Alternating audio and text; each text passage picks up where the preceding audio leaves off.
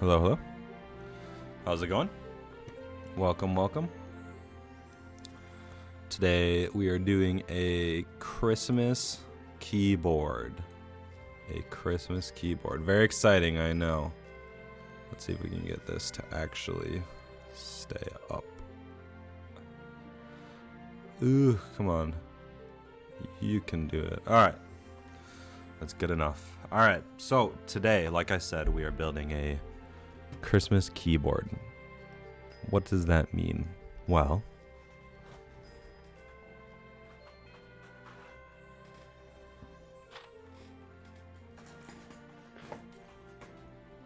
excuse the jumbled mess. Oh boy, that is having a hard time focusing. Come on. Alright, we'll bring it up closer, I suppose. So, these are the Christmas keycaps. And I saw these on Massdrop or drop.com. And I immediately was like, those, I must do a Christmas keyboard. I'm not like an extraordinarily huge fan of the holiday, but I think these are really cool keycaps. And I thought it'd be fun to make one. So, and then we're using a Budget96. I think it was a group done through Donut Cables. Budget96 by Donut Cables. There it is. It's a pretty basic, just sandwich keyboard. It's got a pretty nice looking PCB, if I do say so myself. Like, a lot nicer than I thought it would be. I am a little sick, so you're gonna have to forgive me for muting my mic and looking away. But I think this is gonna be really nice. It's got bottom underglow built in, so that'll be really nice. It's gonna reflect really nicely off the white. And then we're actually also going to be, never done this before, so we're gonna try this, but it's gonna be LEDs. We're gonna do every other, red, green, red, green, red, green. So unless I get a better idea or more input, I'm doing red, green, red, green, red, green. That's how it's gonna be. But I already did a lot of the prep off stream just to keep this nice and short and simpler. So we're using Aliaz switches. These are silent tacticals. They've been lubed with 3204. I don't know. I just thought I wanted to try a different silent switch that didn't break the bank. And so I say different because I have Xylants and I like them a lot, but they're a little bit more. But we're gonna be doing Aliaz silent switches. I think they're gonna be really nice. But basically, I wanted to do some sort of Silent Night pun.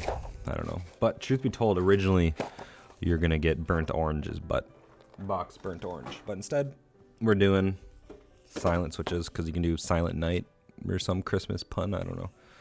And then here's the cable. It is red, green, and white. I tried to keep the theme the same. I think this is the Iraqi colorway. I don't actually know, but all this stuff was pretty much everything except for the switches, the lube, and the stabilizers. So a lot of things are that weren't from Donut Cables, but a lot of the stuff, the big stuff, is from Donut Cables.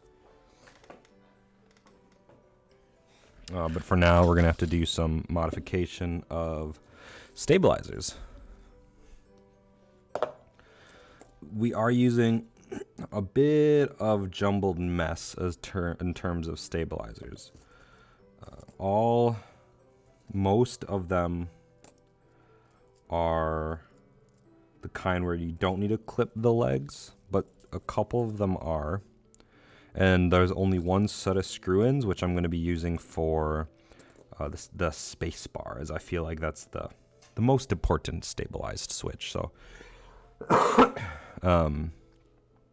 yeah, the spacebar's got screw-in stabs, but there's a few here. All of it still needs to be lubed. So that's one thing I wasn't able to do. Off stream. I kind of got busy a little bit yesterday, as sometimes happens during this time of year, as it's holiday season. So you get caught up with things, and people come over, and all sorts of things happen. So let's see if I can fix my camera angle one more time. Oh, perfect. All right. All right, so let's get going on the stabilizers so we can get going long term on everything else. I do have to kind of keep them organized this time around. Okay, so this one's already been clipped. This needs to be clipped.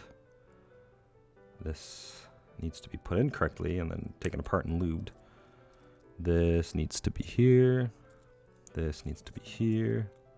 This needs to be here. I think I have one more that needs to be clipped. Oh, am I crazy? Is this the only one that needs to be clipped? I guess that's it. All right. So let's get going. And then we're going to lube today with 3205 lube stabilizers. I still have a good bit left from the Switch mod order, and I think I have a whole vial left from One Up keyboards. Yep.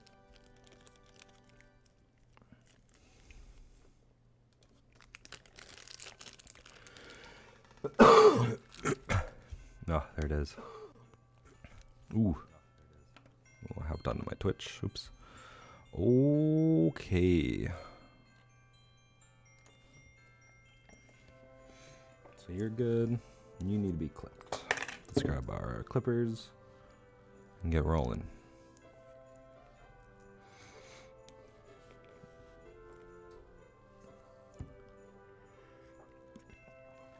Oh, and then I got a really exciting Christmas gift. I got a $30 TKL keyboard, which is pretty interesting, I would say. It's from Amazon. It's 30 bucks. It's an actual keyboard. It's a custom keyboard. So it's just the kit. There's no switches or anything. It's got plastic housing, but it's fairly interesting all in all. Like I'm pretty excited to build it. I'm going to be using some Kale Pro Berry switches, I think they're called. Yeah, Kale Pro Berries or Burgundy. I don't remember. One of those things I'm going to be doing. And I think it's going to be sweet because it's 30 bucks, right? Like it's $30 for TKL. You get $30 at your base. And then you add, I'm not going to spend that much on Keycaps, 20 bucks on Keycaps. And then $30 on switches. You got a full custom TKL for less than $80, $90, which is wild. I'm going to be very interested to see how well it holds up over time, though, because the way they made the plate and the PCB stack, there's like some springs in between to provide something coverage. I don't know. It's really strange. But all in all, I think it's gonna be an interesting build, no doubt. That I'm really excited for. And then 2020's coming. We got pandas on the way. We got marshmallow switches on the way. We got a whole host of things on the way. Very excited about all that. That's gonna be awesome. We'll try to mute my mic as best I can. I need to set up a hotkey for that. That'd be nice. That would be really nice. All right, let's see. What else are we doing? That's exciting. Existentially yours. Hello, hello. Lots of cool stuff. Yeah. I don't know if you're here, but I also got, for Christmas, my fiance got me a $30 custom TKL. Like, it's a $30 10 keyless kit from Amazon. It's plastic housing. It's non-removable cable. It's strange, but like it apparently got okay reviews, and I'm excited to build it. Doomhammer. Like the cable looks even pretty nice. Like here's the cable that it comes with. It's like a braided cable, red braided cable.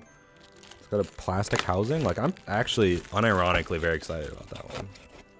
I don't think I would daily it,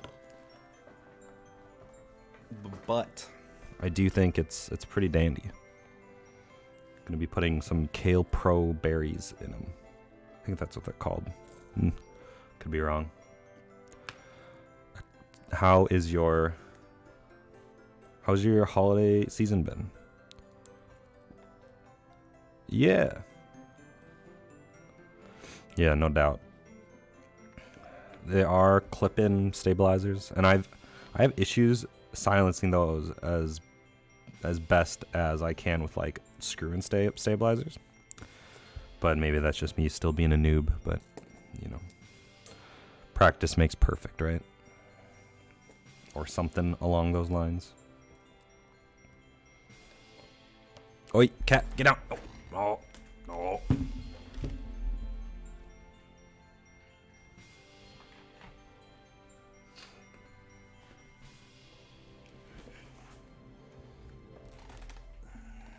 Sorry, my cat was trying to goes on my roommate's desk. My room doesn't like that, so kitty goes here.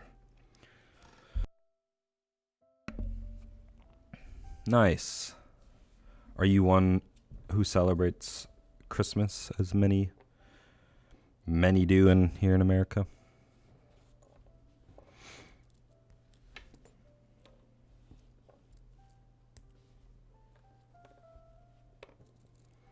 Because if you didn't read the title, today's a Christmas keyboard. I'm not actually religious, but it's just how it is sometimes. Okay, so these are for this. This is for that. Let's try and keep those together. Okay. And I already Band-Aid modded the PCB, so it should be pretty straightforward all in all. Nice, and your anniversary. So like you're with your partner, I assume, by anniversary, that's what you mean?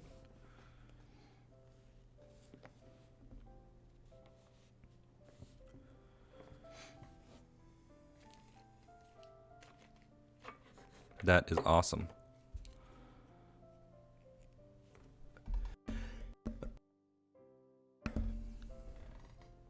That's crazy. That's awesome. How long have you and your wife? Oh, 8 years. Got it. That's awesome. Congratulations. Have a happy early anniversary. My fiance and I, we're still planning our wedding. We both work in education, so we're going to take this summer to plan it because we both have it off, and then we'll have invites out by August. Or at least that's the goal, you know.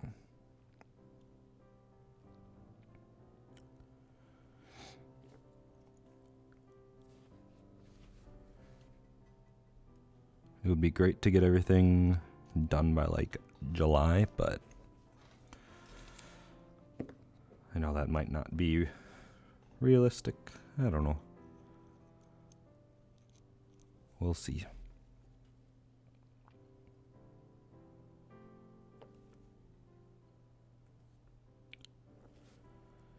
Education software.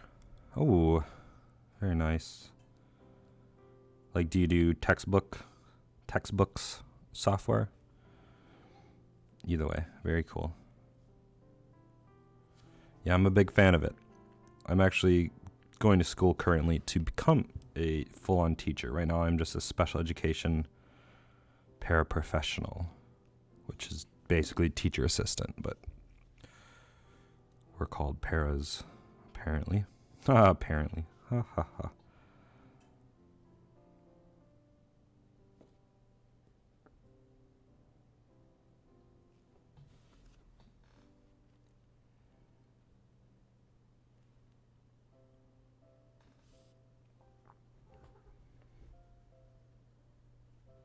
Oh, my cats are at it again. Oh, they're fine. Cool. That's super cool.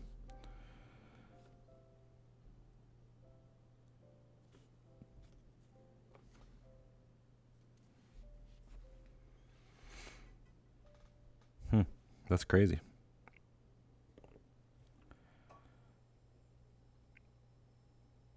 I'm always excited about new technologies in the classroom. Given the right students and everything. So right now there are a lot of issues with young students having,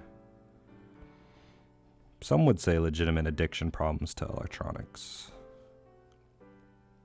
So much so that it's debilitating to them, and the uproar that it causes when they're told to stop disturbs other students. But that's like a whole, I don't think I'm well versed enough in the system or anything like that yet to really be able to make a coherent argument, but I don't know. There's actually a movement right now in some classrooms that to have electronics-free classrooms. And I got to visit one the other week, and it was pretty cool, to be honest. Like, the teacher moved his computer out, doesn't have a smart board, no, like, not even like a digital clock, nothing with electronic screens. So I mean, I legitimately think that is good for some students.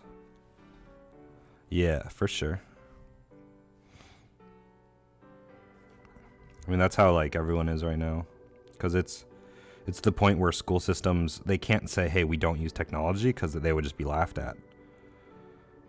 And at the same time, it's like, at least recently, it's been kind of an easy way to get grants and money. It's like, oh, like we're doing STEM, we're doing technology stuff, which is really cool.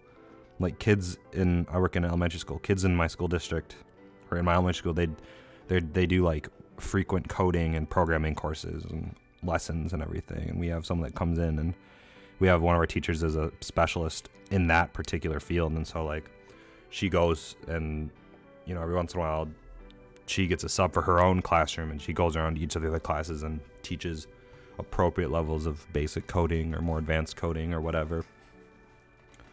And it's cool to see. Like, it's really cool to see, for sure. Oh, I got something in my eye.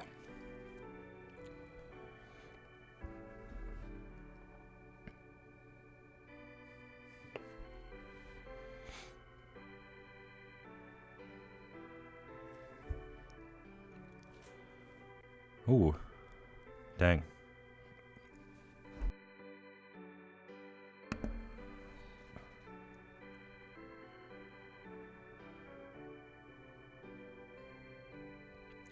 Yeah, all my talk about is just coming out my ass.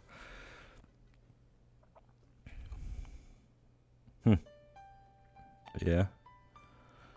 Part of it definitely doesn't help that I think a lot of parents are still adapting to technology, even though a lot of the parents grew up with it. They still don't know, because they weren't, I don't know. That's part of my theory, I guess. Is like, it's still new enough where there isn't like guidelines, I guess, that are blatantly obvious, but maybe there are. I'm also not a parent, so I'm just, again, speculation.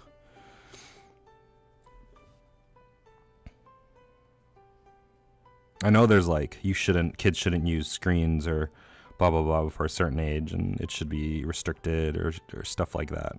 But I assume a lot of that isn't followed, because it's easier just to throw a kid an iPad than to parent, I guess, or to have them be quiet. Because I figure at some point it's just like you want your kid to just be quiet if you're in a certain situation, and you just go, you know. Yeah, maybe. I don't know, man. We'll see. I'm going to school to be a special ed teacher, and so I am actually, this is pretty far off, but my plan is I would love to be able to do a technology-free classroom. Like, I would still, when needed and on certain occasions, we would invite technology into our classroom, but I don't want it to be an integral part to every, like, our day-to-day operation, I guess, if that makes sense. Obviously, aside from, like, work emails and stuff, but for them kids, I'm saying. Where is the other? There it is.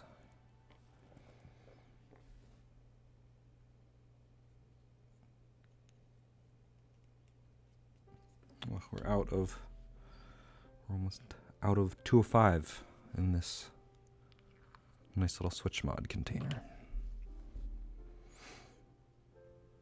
Oh, for sure. Yeah. And I'm even more focusing on K through 6, which is what I'm going to be specializing in. But higher ed, by that time, they can do whatever they want.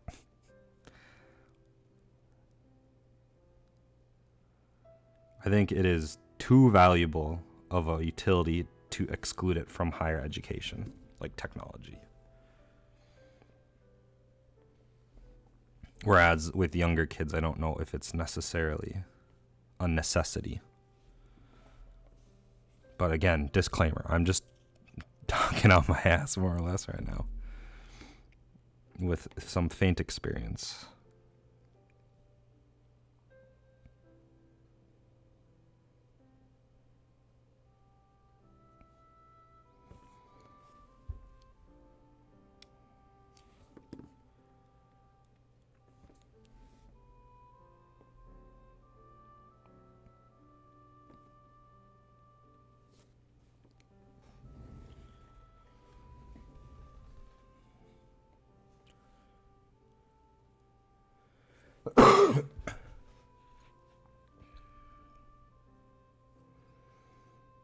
Yeah. Yeah, I could see that. I didn't go to a big, or I'm not going to a big university, but I have gone to some classes at the University of Minnesota, and from my limited experience there, like the size is massive, right? I could definitely see how having some sort of program that can help personalize and tailorize things to specific students would make for an overall better experience. And man, I really gotta get a better camera. Literally my setup right now is just a webcam wedged on top of my monitor facing down. But 2020 is the come up. We got it. Maybe. If only Christmas bonuses were a thing in education.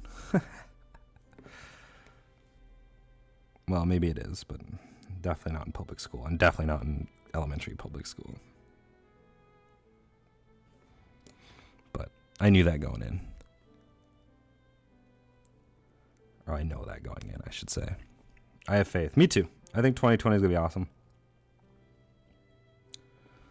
I've always been a very big fan of content producing. Like, I've had multiple attempts at other different channels and had varying levels of success. I wanted to stream, but I never had anything to stream.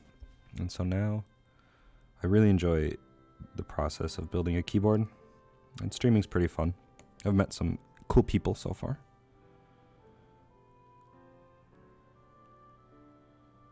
And I think in the keyboard game, it's still early on enough that it's not, you know, complete loss. Or not complete loss, but I don't think it's too crowded. At least personally. Maybe some people think it's too crowded. I don't know. But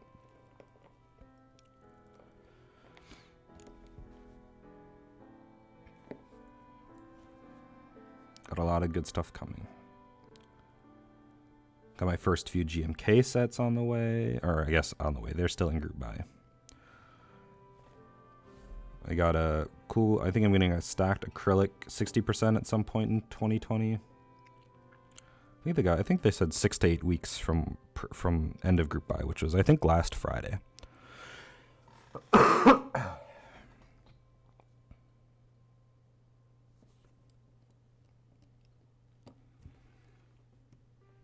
No, it's not from Clavier.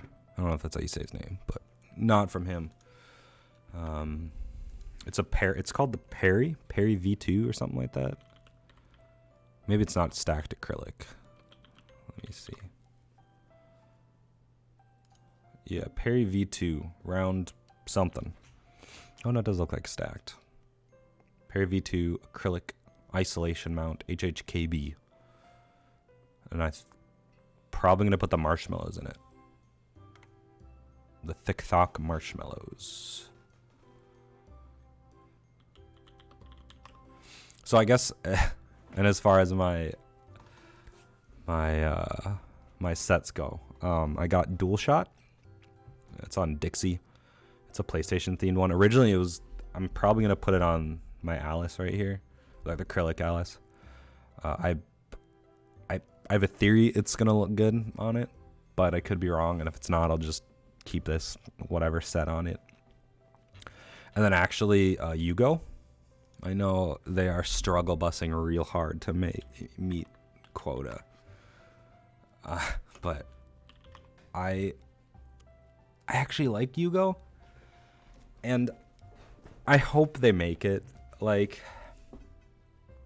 I hope it goes through. I'm a big fan of that cream with red. I don't really have a use for it either, to be honest. I'll put it on something. I don't know, man.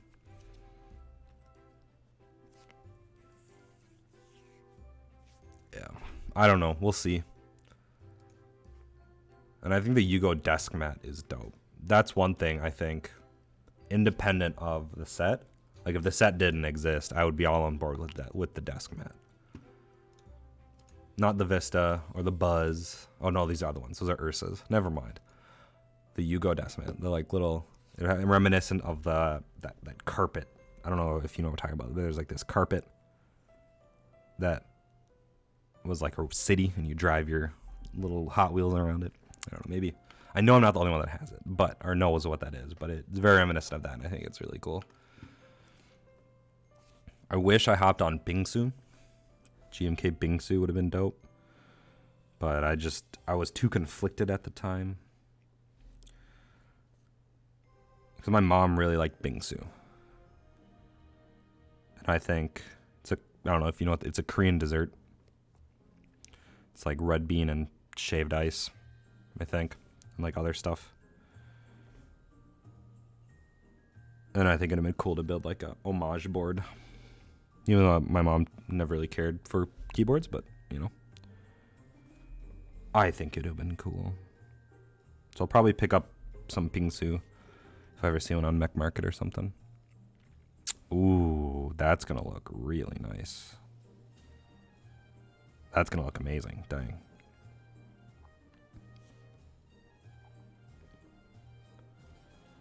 Ooh, I like super basic, but I might pick one up to just keep it in-house. But white on black and black on white look really cool.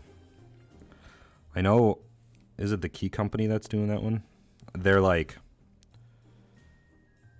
they're promotional. I think it's the Key Company. They're promotional material with their Southpaw with half white on black and half black on white. That looks really cool. That makes me want to get both sets. And then do split. Oh, that would look awesome on like an Aliaz or any sort of split keyboard. Half black on white, half white on black. Ooh, that would be cool. But I'm also not made of money, so I can't do that willy-nilly.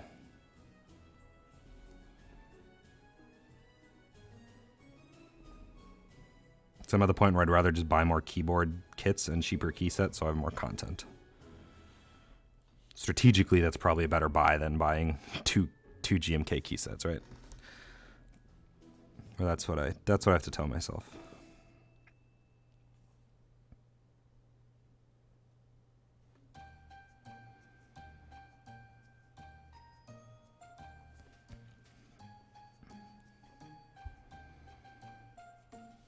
Problem with Infinite Key is warping. Yeah, warping. I fortunately have not had to deal with much warping of any of my space bars, but I also haven't had a ton of sets, so.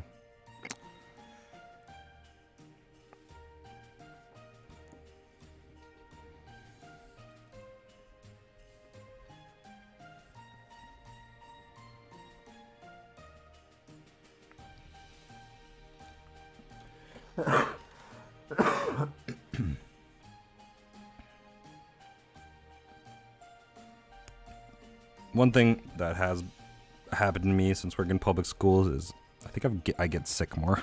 I haven't been as violently sick as I was last year, but man, them kids.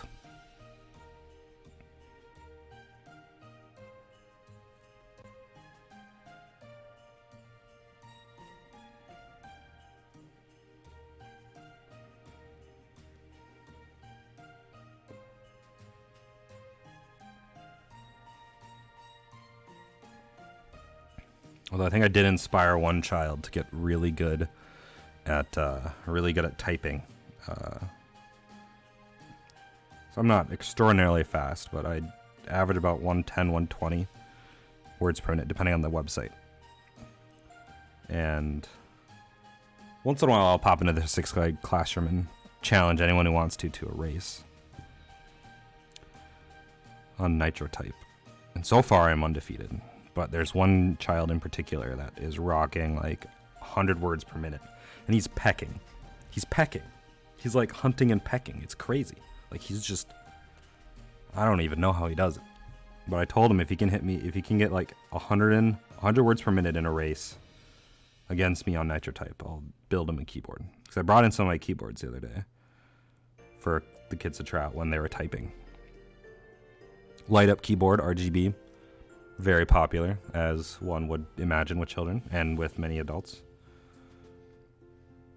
My Zlant was gawked at, like, what the heck? And it was up to any kid. I'm not worried. There's only one kid that has any shot at it, but it's not going to be an amazing keyboard by any means. I'll probably get him like a practice 60 or practice 65. I already have a practice 60 made, and I would probably purchase like a inexpensive aluminum housing or something to transplant it into, but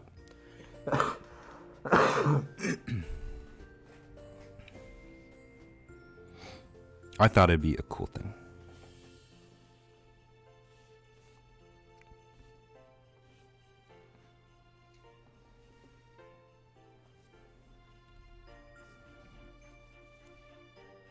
Coffee, no doubt. I feel that.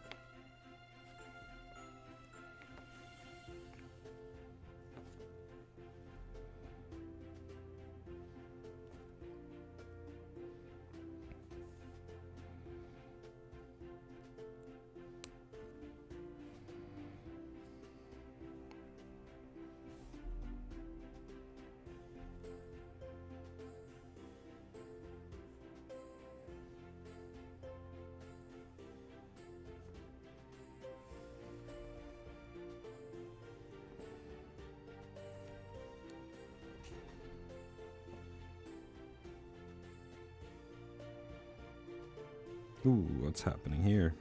Oh, alright, we're good. I think I have everything I need. 1, 2, 3, 4, 5, 6, 7, 8. 1, 2, 3, 4, 5, 6. Okay. We got all 8.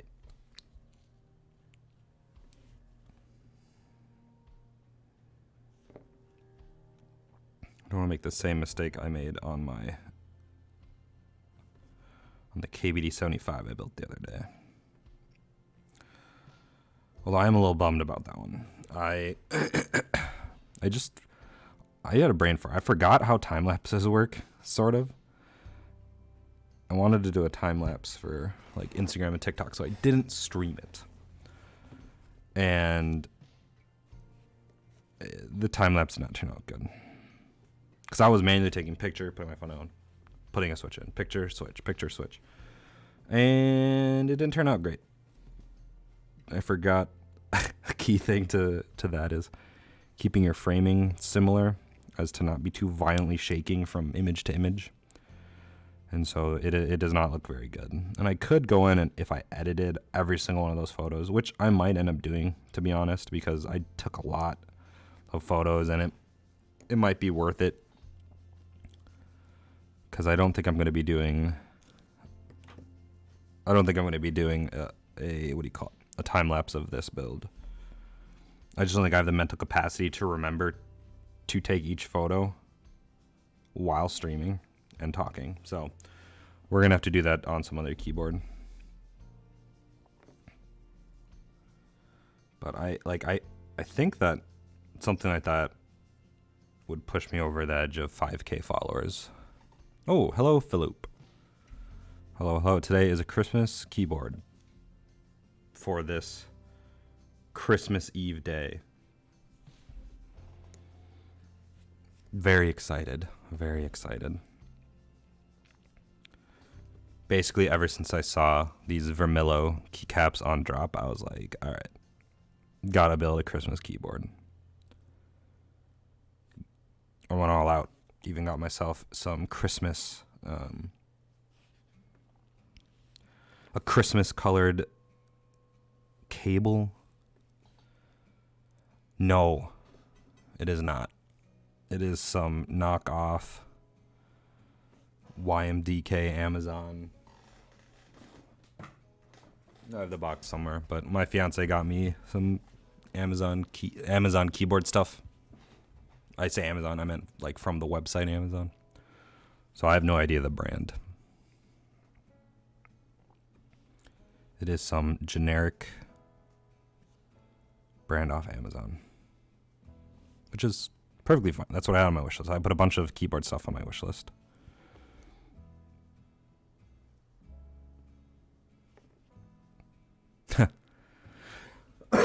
I wasn't trying to fool anybody. To be honest, it didn't even occur to me until you said it that it's calm depths reminiscent. I just put it on there because it looked nice, and it was $24 or whatever for a full set. So I was like, all right, we'll do that one.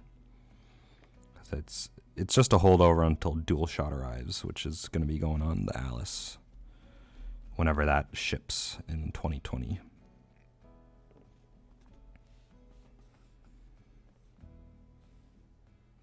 Cat hair.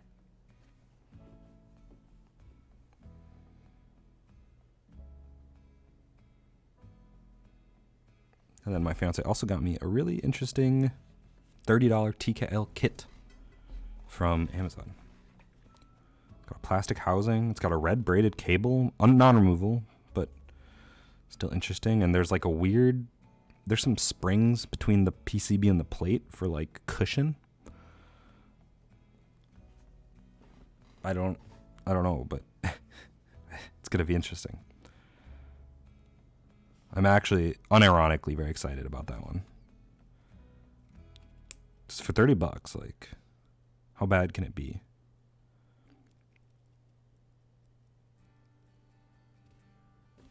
Which is something I legitimately want to find out.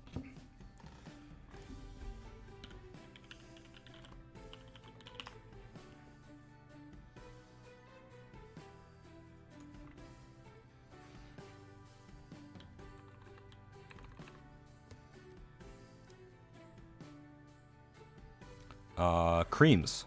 Creams are in the Aliaz. Novel keys, creams. They sound very nice. They feel very nice. No, it's just it's an integrated plate. So it's, I think acrylic would be the term I'm looking for. Sounds pretty nice. I'm biased, I guess, but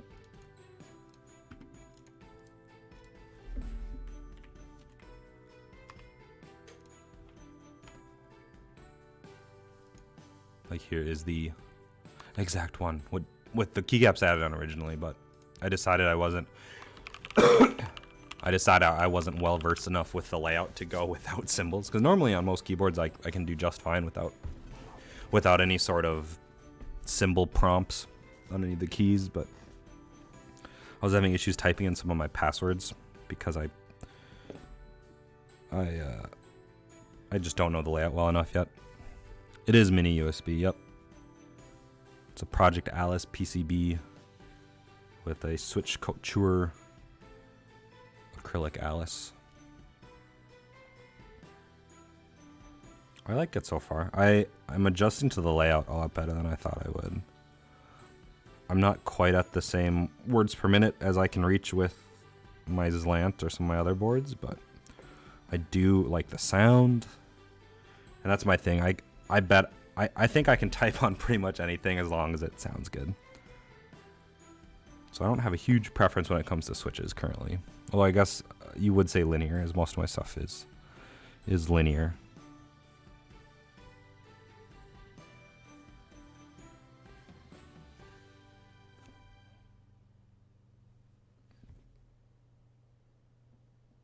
But it sounds nice, which is what is important to me.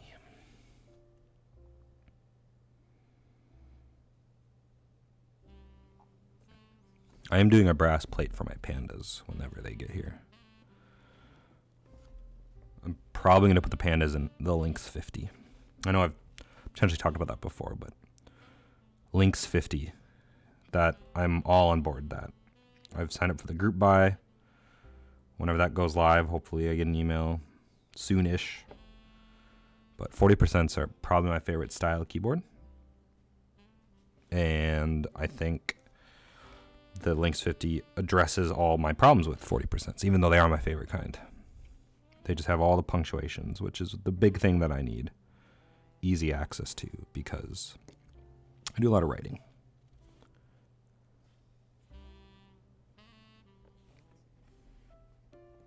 And so, brass plate, Lynx 50, holy pandas. 2020 is going to be wild.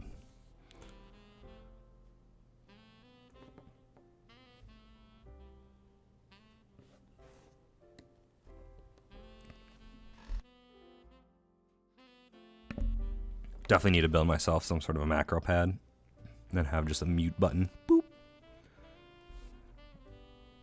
That'd be very specific to when I'm sick, which hopefully not a lot. But man, it'd be pretty useful right now.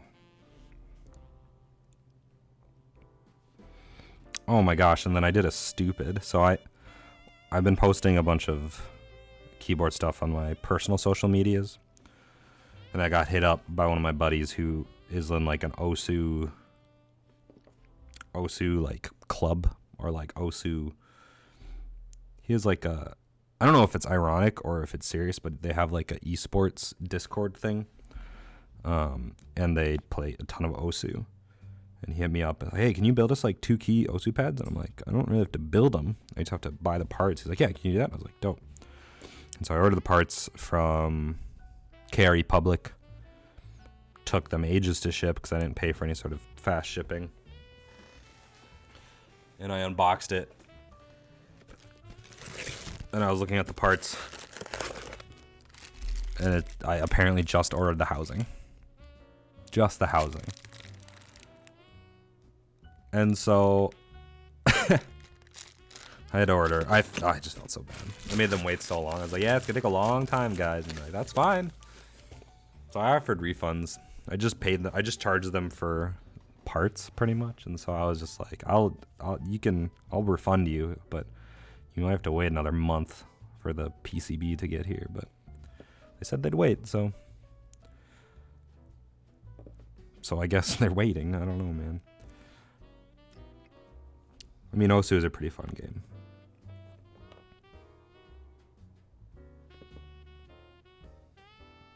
I could see speed switches being good for OSU.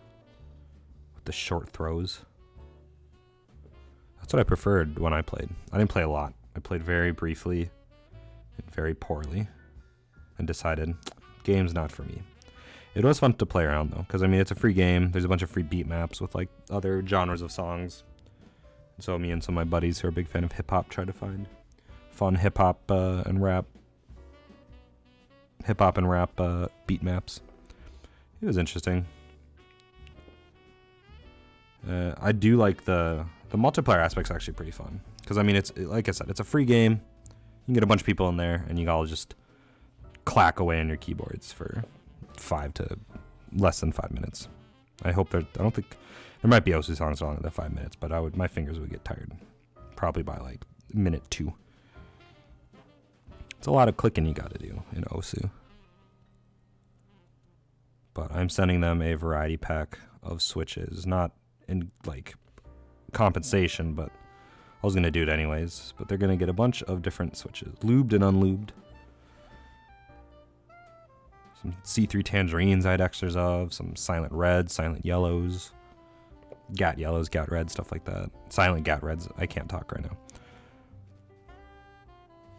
Some Yak holy pandas, holy skies. So look at a variety pack to try out in their 2 key macro pads for OSU.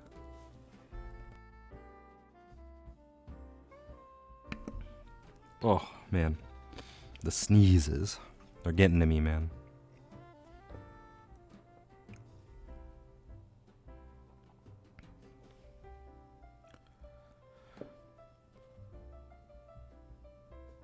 But once we're done with the stabilizers, it should be pretty smooth sailing. So all the switches are done. They're lubed. I didn't film them this time because I don't have a ton of switch film left. And 96 keys is a lot of switch film, so we're not doing them right now. Or we didn't do them, I should say, on the Aliaz switches. Aliaz. I should be ordering more. I think TX is having a sale right now, actually, so I'll probably pick up some more switch film. Oh, but man, I'm having some issues with my key company order. I don't know. Maybe they just have such a backlog, but I put an order on the 11th, and I haven't gotten any updated tracking, and it's well past a week. So I did email them, but I think I'm just gonna try and cancel the order because my need for what I order from them is long past. I ordered a set of blank switches that I was gonna put on here, but I just ordered some stuff from Amazon. You had issues with yours too? Your key company order? That would give me some hope. Maybe not hope, but camaraderie. That's a bummer. Because they seem like really active on social media and they have genuinely cool products, but like it's frustrating when I ordered stabilizers and some of their blank keycaps on the 11th. And I get that it's a busy time of year. But the fact that it's been radio silence and they didn't like take the initiative to send out an email blast saying like, hey, like we're backed up. Sorry if you've been affected. Please contact us for more information.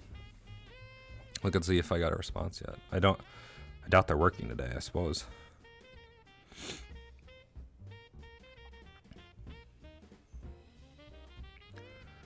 Yeah, still nothing. I got the blank keycaps in white and a set of cherry stabilizers. That's actually part of the reason why we're using clip-ins, because I don't have any more screw-ins.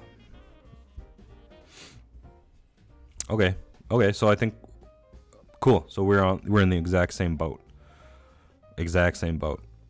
Like I use, not like it's exclusive, but I use a shipping app called Arrive, which I noticed it's like a Shopify powered thing.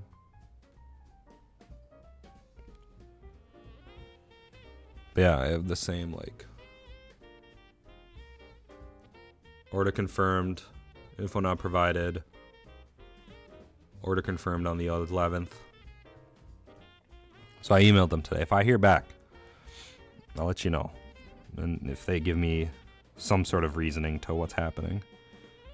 I'm just going to assume it's a volume of order, but like I can't imagine they're any more busier than TX or like Novel Keys or Switch Mod or anything like that. Granted, they are running a bunch of group buys. So I don't know. That's a bummer.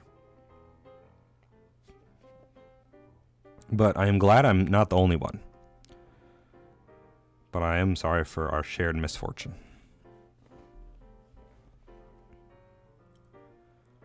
Other than that, I've had very pleasant experiences so far. They said it was normal, but interesting. Okay. I will probably hear the same.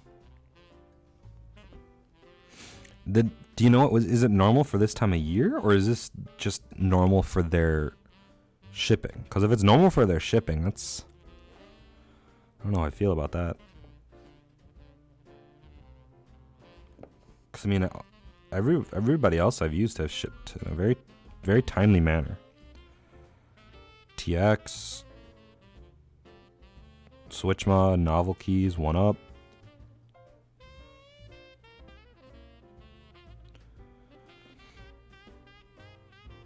Everyone is very prompt usually. Same. Same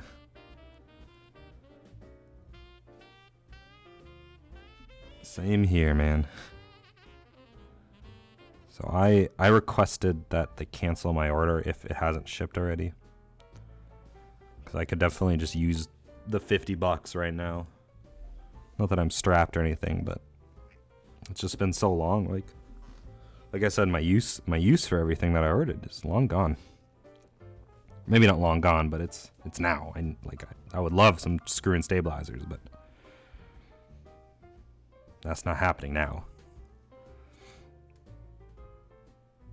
Unless they're in the mailbox right now. Because to be fair, I haven't checked my mail today, but I for some reason doubt that it's here.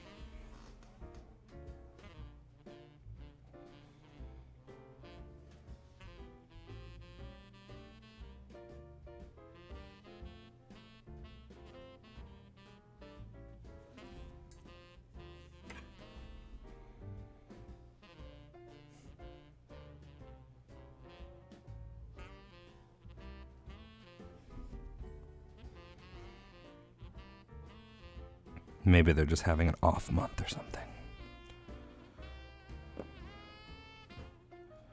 But I'm definitely gonna talk around. Maybe not talk around is not the right phrase.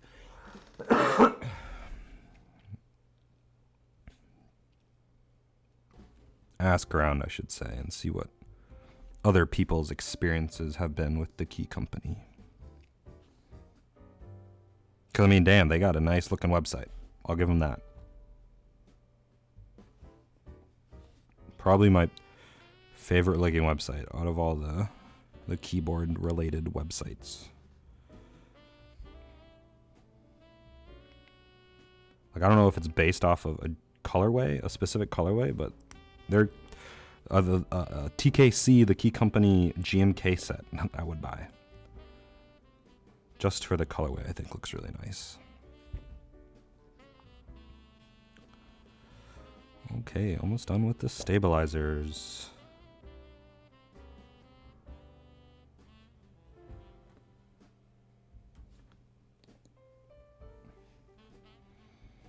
And the last one. Right.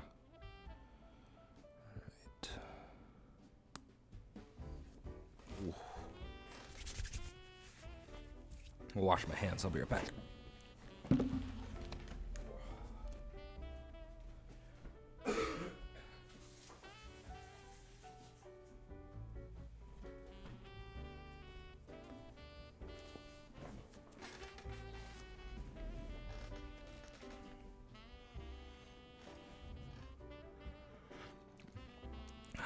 Hot.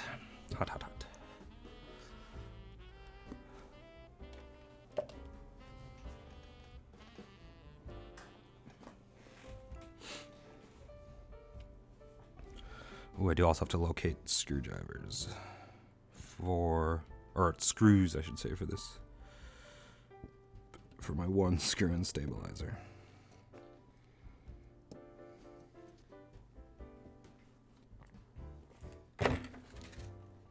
Let's actually clean up some of this lube.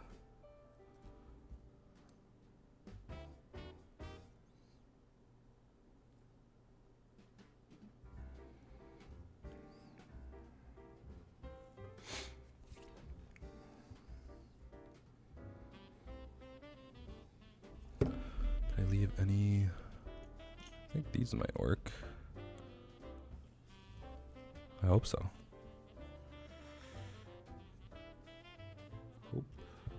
Boop, boop, boop.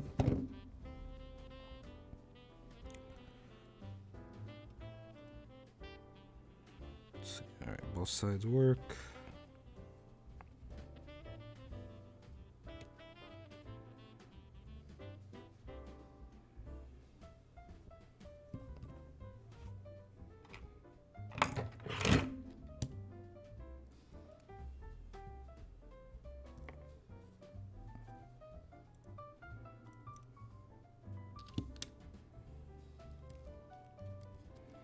Cool, these work. Yeah, they work fairly well. Nice. I was afraid I was gonna have to go screw hunting.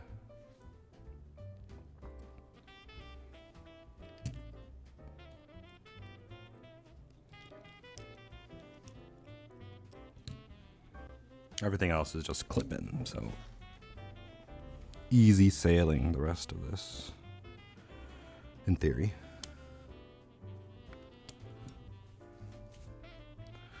But man, I always forget how many stabilizers go on a full-size-esque keyboard. Like when I was modding those GMMKs, I built so many stabilizers. So I think I've landed on my favorite form factor. I mean, I guess favorite form factor to recommend is like the KBD75.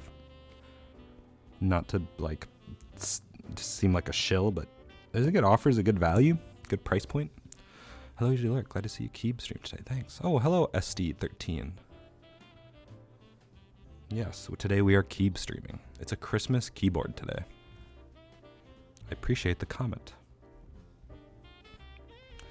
If you're unable to catch the whole stream, or I doubt anyone will watch the whole stream because that's a long time, but pictures and videos will be posted on various social medias. Instagram, Instagram, TikTok, YouTube, and by proxy of an IFTTT program I have set up, also Twitter. But I don't actually post to Twitter myself. It's all automated. But anyways, that was a strange tangent. I appreciate the comment. Oh, thank you, Cater G4.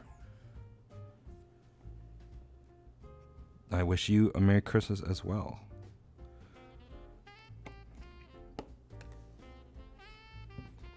Today is a Christmas keyboard. Well, I have some people.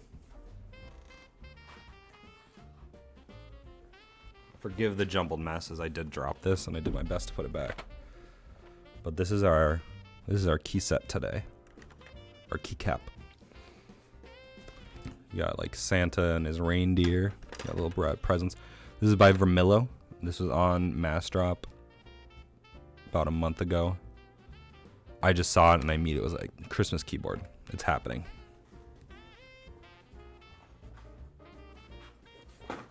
Even when I got a custom cable made, donut cables. And our keyboard is a Budget96, also by Donut Cables. But I think this white with the white keycap and the amount of LEDs it's gonna have, it's gonna be perfect.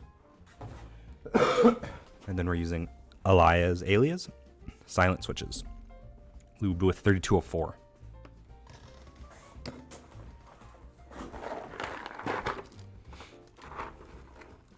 And red and green LEDs. So we're gonna try and make this a very lit up deal.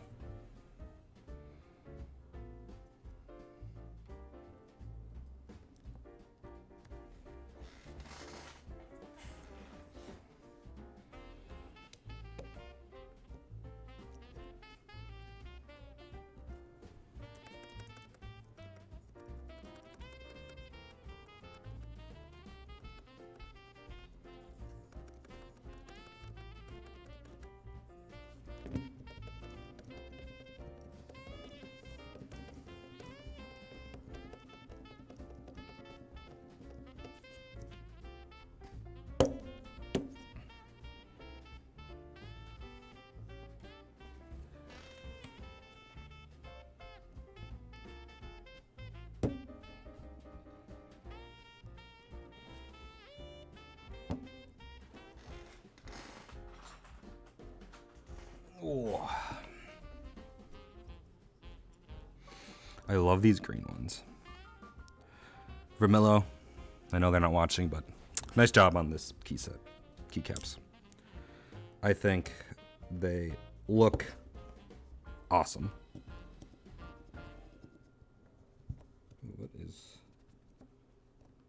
Why is this?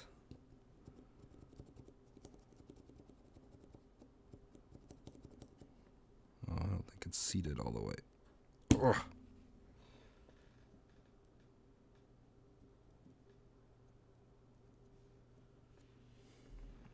Strange, very strange.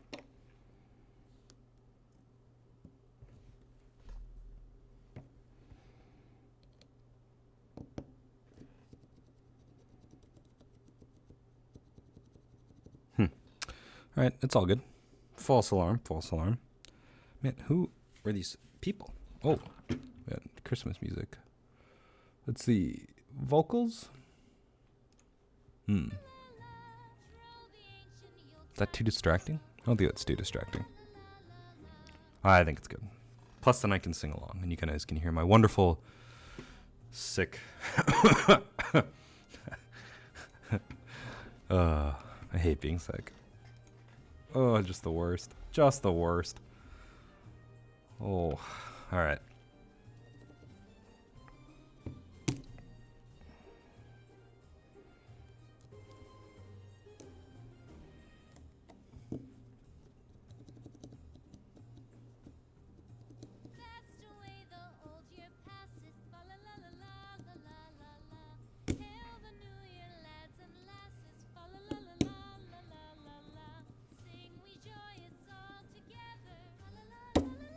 Ooh, that took out everything.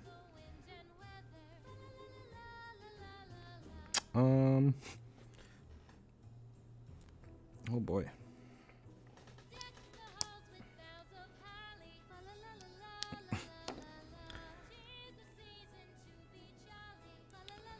Did not expect to yank all that out.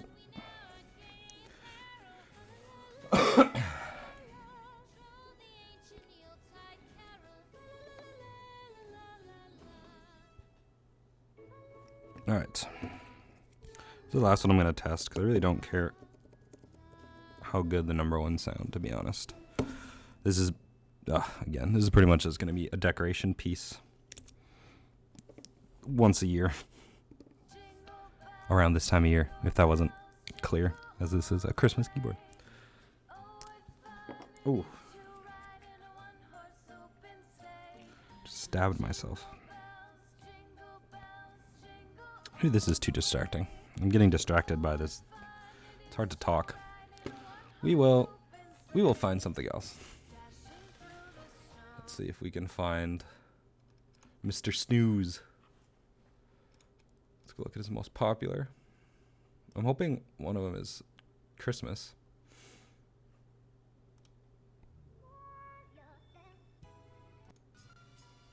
Sure. A little more upbeat Christmas. We'll do this. Okay. Then I gotta figure out this whole situation.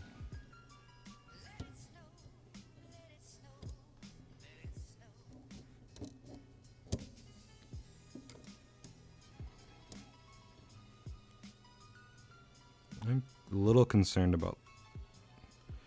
No, I think that's fine.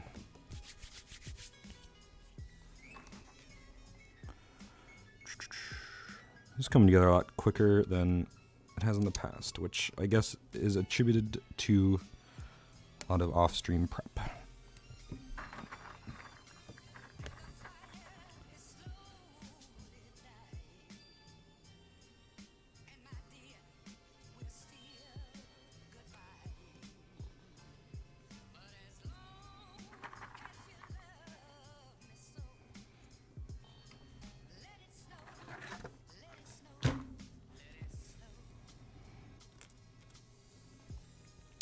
Ooh, I gotta remember. I think we're doing this one. I gotta do some test fitting of keys. I'm still not the most versed at sorting out by eyesight which sockets to use.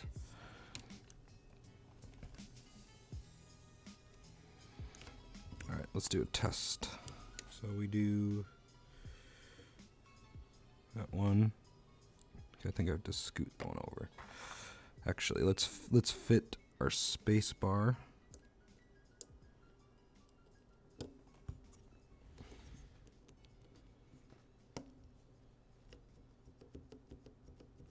All right, let's fit our space bar, and then I think I have to scoot this over then.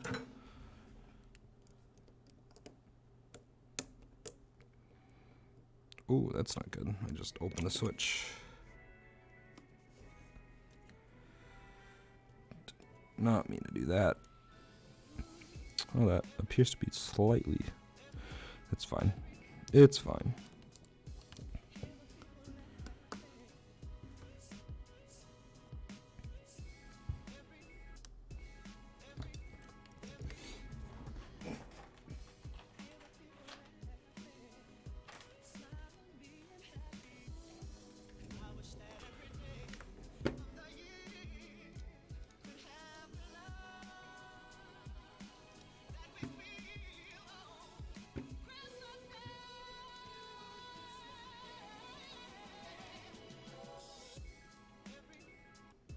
Oh, that is way too dark.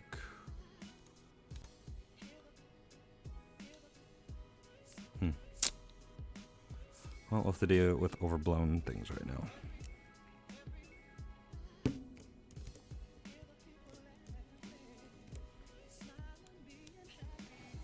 Okay, I have to scoot this guy over. I think I gotta get everything to the left here.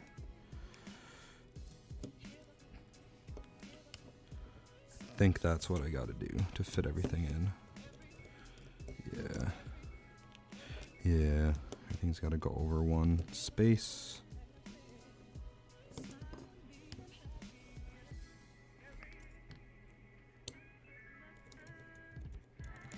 There we go.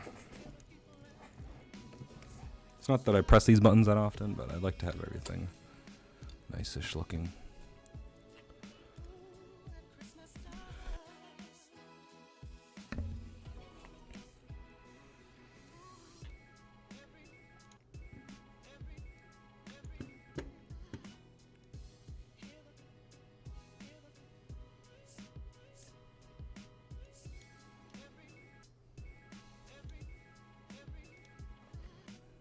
Trying to figure out my webcam.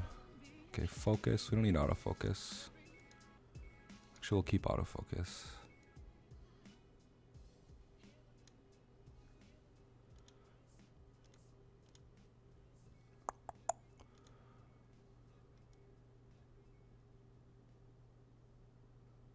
So at this point, you can kind of make out the white, the white space bar.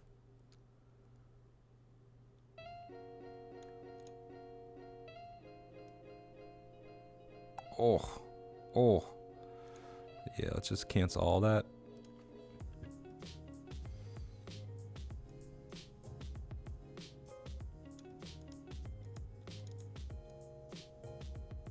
Oh boy.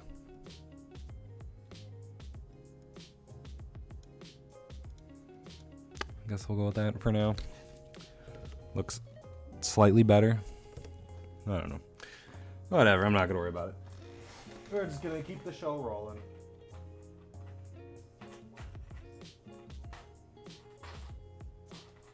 Okay. I do have to line up my bottom row here. Let's do, I think, the same order. Glove. We'll do this.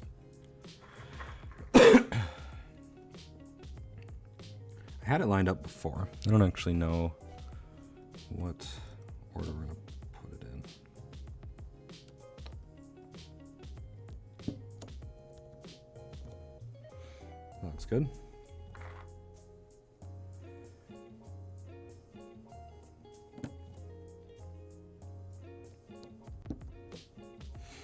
So far, all my guesses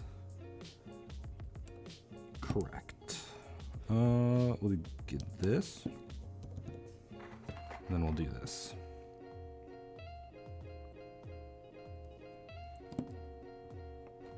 I don't remember if I tested the PCB, if I'm being honest. I think I did.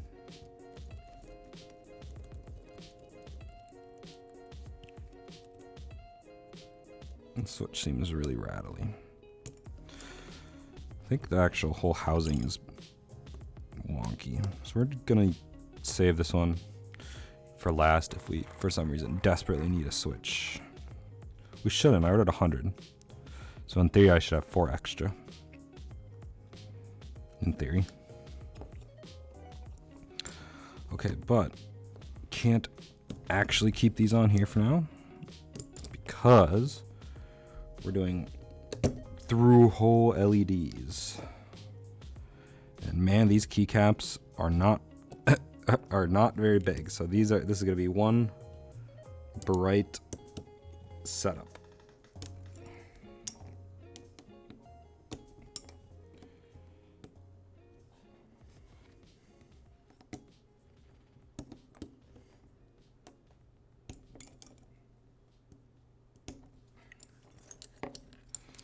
All right, everything else don't need line up. Just gotta toss it all in. Ooh, my knee.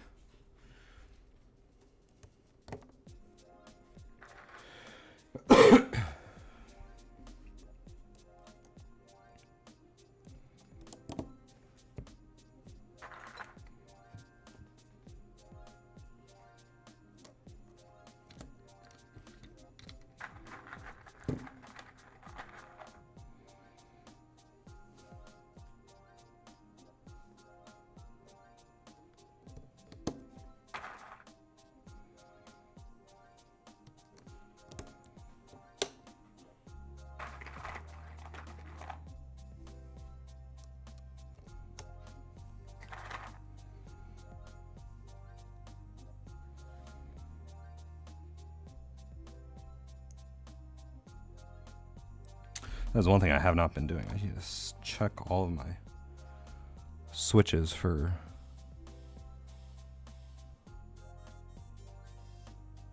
throughput of their leggies. Okay, so far so good. Going forward, I will definitely check.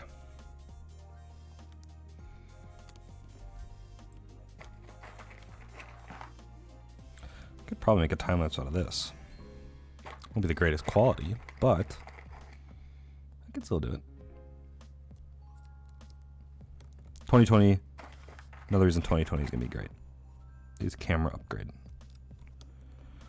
It's either get one really nice main camera to use as a streaming camera, or get like an older Sony and then pick up a nice stills camera. And I think I'm gonna do that second one. It's gonna be slightly more expensive, but I think in the long run I'm gonna appreciate it more.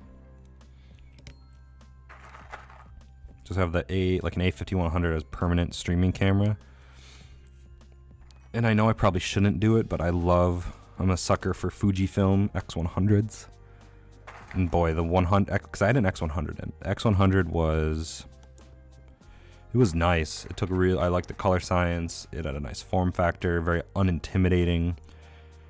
But it was just way too slow on the focusing.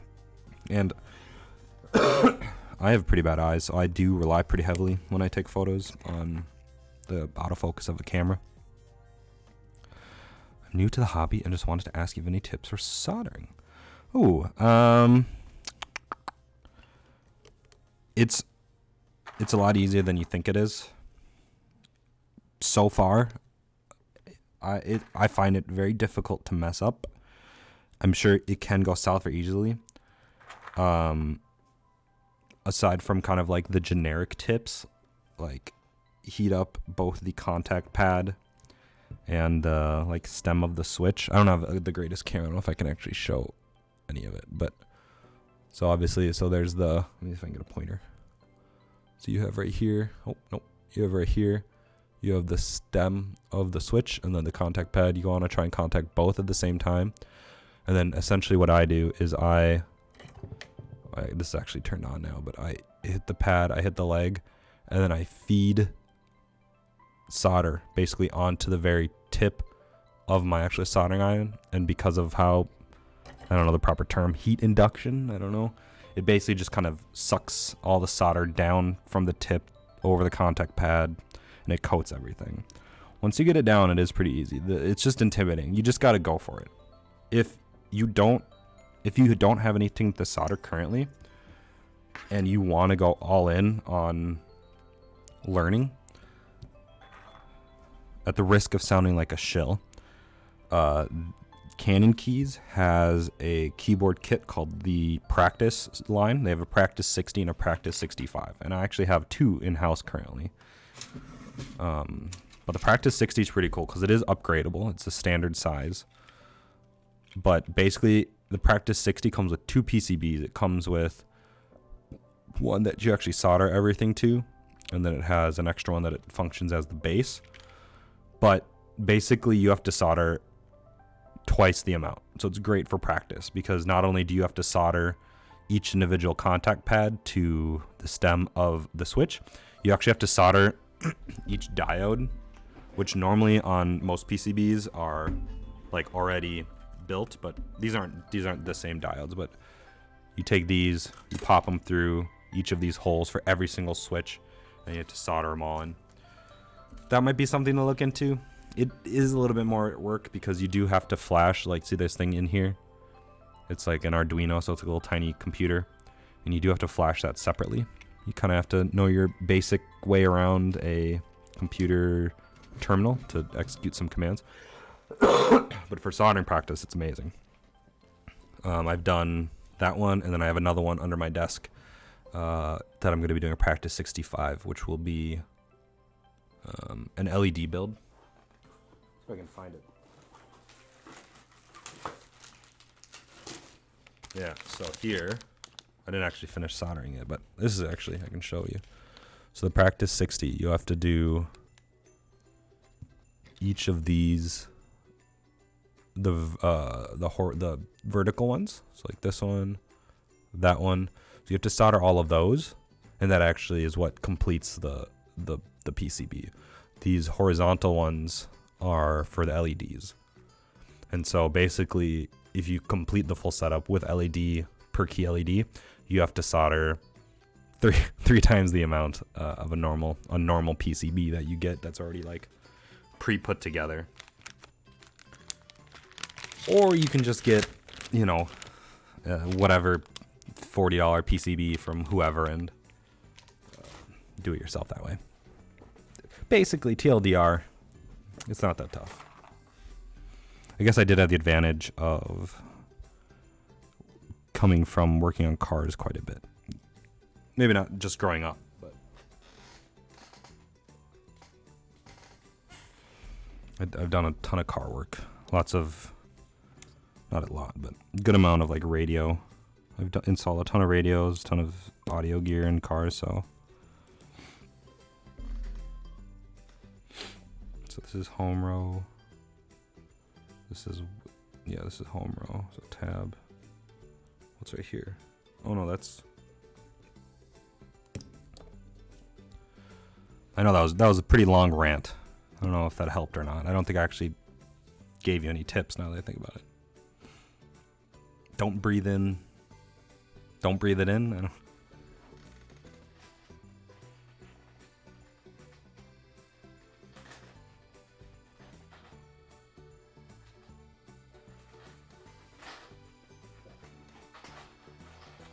Oh. Sorry, I don't have any better tips. So make sure all this is lined up. Perfect. Man, I'm going to be an awful teacher. Well, in terms of getting off task. I don't even remember what I was talking about before I started talking about soldering.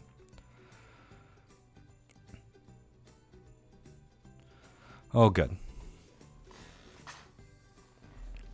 Yeah, that is the one thing where I guess if you don't have the supplies to do it, it's a barrier of entry. But if you have the either funds to buy your own soldering iron, it doesn't have to be expensive, and your own soldering iron and solder, like it's not that tough. I think most people, if they tried, it may not be the best, but most people, if they tried, could definitely solder their own board.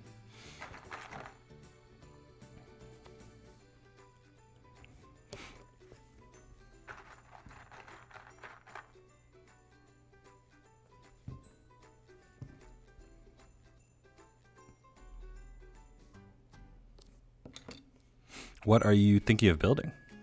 Do you have a favorite switch yet? Etsy?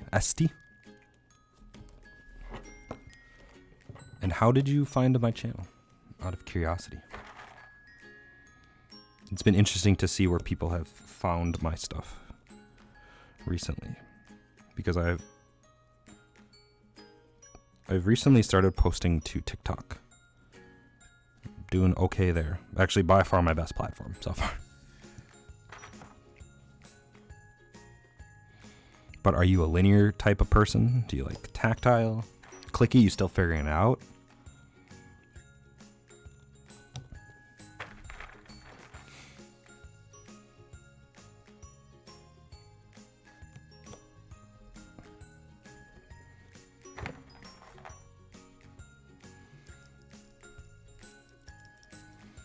Hey man, like if you make keyboard content, like I've been trying to. This is very selfish, I know. But there's a lot of big players already on Instagram and on Twitch and YouTube for keyboard content. And I was, I obviously, right now I'm not selling it as a service, but I'd love to eventually. And I love sharing the content. And I've actually helped run a YouTube network. I've built a few YouTube channels, not varying levels, like 1,000, like over 1,000 subs, 500 subs with,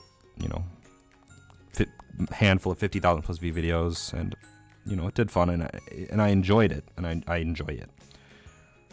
But keyboard stuff has been what I've been on about lately, and I'd love to turn it into more of a thing where I can do this more often and fund more builds make it a self-fulfilling thing. And I was looking around at all the platforms, and I work in an elementary school, and a lot of the kids have TikTok, and I thought about it, and I'm like, pretty much all the big platforms, social media platforms, start with the kids, and then it grows upwards in age. So Facebook happened with Facebook. Facebook went up and down, I guess, because it started with college. But Snapchat, YouTube, early YouTube was just kids, and so I was like, I should hop on TikTok. And I looked around, and there's not many keyboard creators on TikTok. And my quality isn't the greatest. I'll be the first to admit it. But I think if you're consistent there, you can gain quite a following. Like Tiny, I think it's Tiny Makes Things and Alex Sotos are both the two biggest creators on TikTok. So TikTok followers mean less than other social medias because of how the app is set up. Like, it's for tiny little hits of entertainment, and hitting follow is right there on the same page. Really easy to do. And basically people just scroll. They just scroll, like, comment, whatever. But I think it is easier. It means less per follow, if that makes sense. So like, and there's a lot of garbage. So basically, right, you just sit there, you flip through. Oh, that's funny. You like it. Oh, that's funny. You hit follow. But like, none of my videos are particularly amazing quality. Like, this one blew up. This hit their trending page. This is at like over 500,000 views. And then this Switch tester video I did hit over 500,000 views as well. But like I said, views mean a lot less on TikTok, and followers mean a lot less. That being said, I'm trying to get to 5K followers on TikTok. But basically, if you have content already, I would dump probably like 9 videos up at once, just so people know what your account is about. For those few people that actually follow through to click through to your profile, it's good to establish. This is just theory. I love social media theory and that whole stuff side of content creation. But my theory is if they see that you have more than one video of keyboards, they'll understand. Oh, keyboard account. Because right now, so like Project Keyboard actually just made an account and followed me. Let's see if this actually works. Project. I don't remember if they were. I could actually probably just go to my latest followers. Oh no, I'm only following 17 people. So Project Keyboard just made it. And to put in perspective, they've only followed 1, 2, 3, 4, 5, 6, 7, 8 people. For, I think, good reason. There isn't a ton of content creators on TikTok right now. I think, basically what I'm trying to say is I think it's the next wave, just all around. As times, like, I checked in on TikTok like a year and a half ago, pretty much just barely of age or probably underage people dressing and singing and lip syncing very weirdly. As it's aged as an app and matured, so as both the user base, I think, and just the size of the user base. And I do think it's a good place to start promoting things. My throughput from TikTok directly to other social medias, like to Instagram, I think accounts for about 10 followers. So about 5,000 followers on TikTok, only about 10 of them moved over to Instagram. And I haven't done any sort of promotion where it's like, hey, like, go follow me on TikTok or Instagram for a giveaway. And then the other part would be YouTube. I think I've gotten about 15 from TikTok, if I'm just estimating and guessing correctly. But needless to say, maybe not needless to say, but I do think it's something worth noting. I know Keone's hopped on. I don't know if you know who Keone MK is, but he's on there now. The only person I really alerted to TikTok, or I went on my way to alert, is I gave Apiary a heads up because I think she could do pretty well on TikTok. Basically, I don't know. I think part of the success so far has been the ASMR portion of TikTok and just ASMR part of YouTube in general, or social media currently, as it's just I think maybe not a growing genre, but it's a fairly large genre.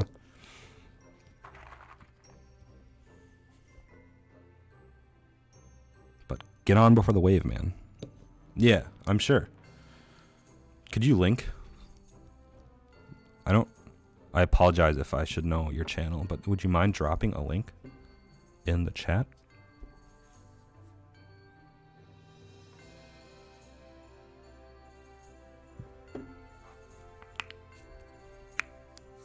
I don't think you'll get timed out. I don't think I have any things set up to time people out. If I do, I apologize. That's my disclaimer. I'm sorry. I don't really have any restrictions on what people can... I don't get enough viewers for me to need to worry about restrictions on chat. Just to be nice to people, I guess, so far is my only rule. Alright, SD, if you're still there. Let's see, but I came in through a raid. Oh, awesome. But I like linears. I have a GMMK to test different switches, and so far, linears for sure. No doubt. Ooh, Gat Reds. I actually just did a build with Silent Gateron, which is my biggest fun. I actually just did a build, my first client build. Existentially yours. Alright. Subscribed, Mr. Existentially yours. But yeah, I mean, ooh, novel creams. Lube novel creams. Cream switches. Nice. Yeah, I would, yeah, I mean, if you got good content for ASMR stuff, drop them on TikTok. Easy, easy. Use some hashtags, ASMR, gaming PC.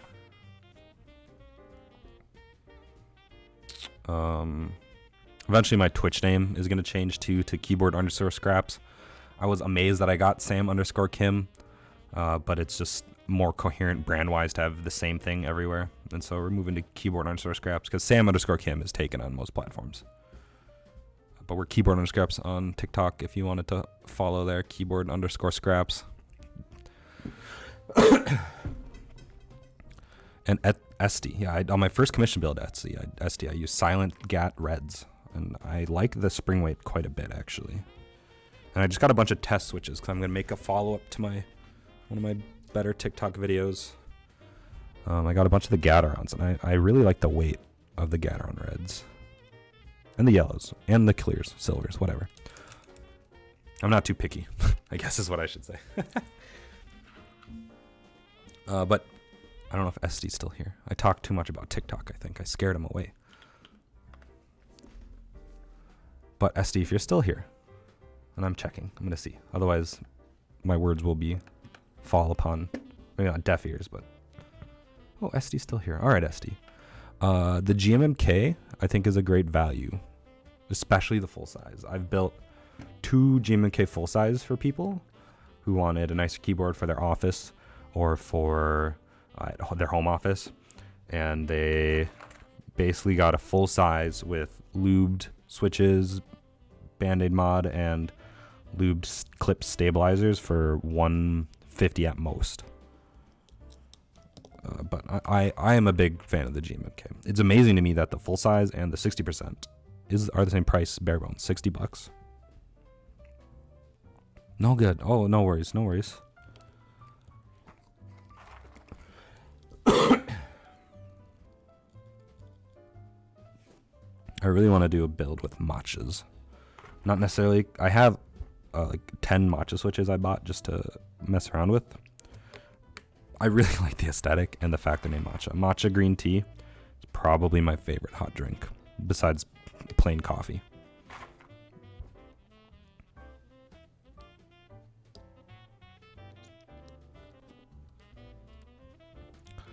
Well, I appreciate the lurk, SD.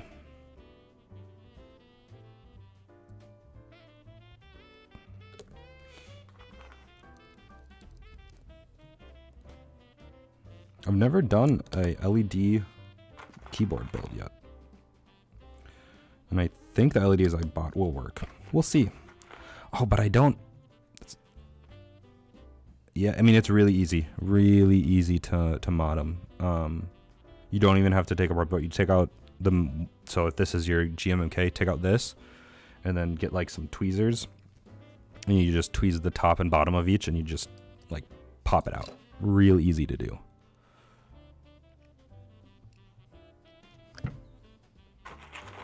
If I had one still, I would show you, but I haven't bought any for myself. They've all been for other people.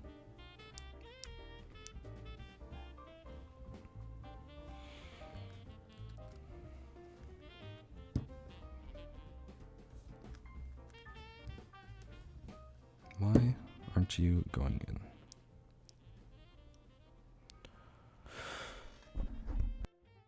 What's the best way to get content on desktop to mobile without losing too much quality? Are you talking about like you have files on your computer and you're trying to move them to mobile?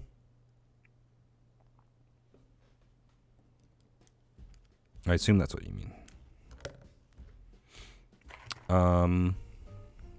If that is what you mean,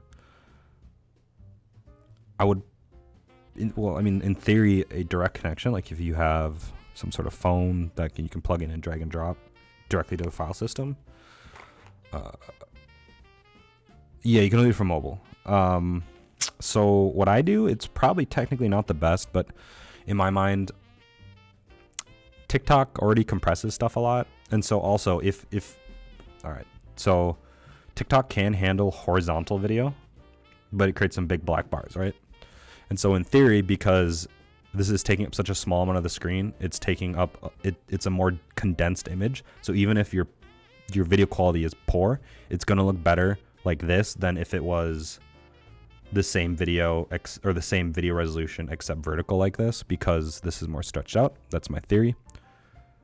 For quality loss, I've just been uploading to Google Drive. So basically my workflow is if I'm recording anything with this, I upload it to Google Drive, and I know that's not super high quality, and then I download it on my iPad and I edit using LumaFusion on my iPad. But basically just find the least quality loss way you can of getting something to a phone or an iPad or some sort of mobile device, and then upload it from there.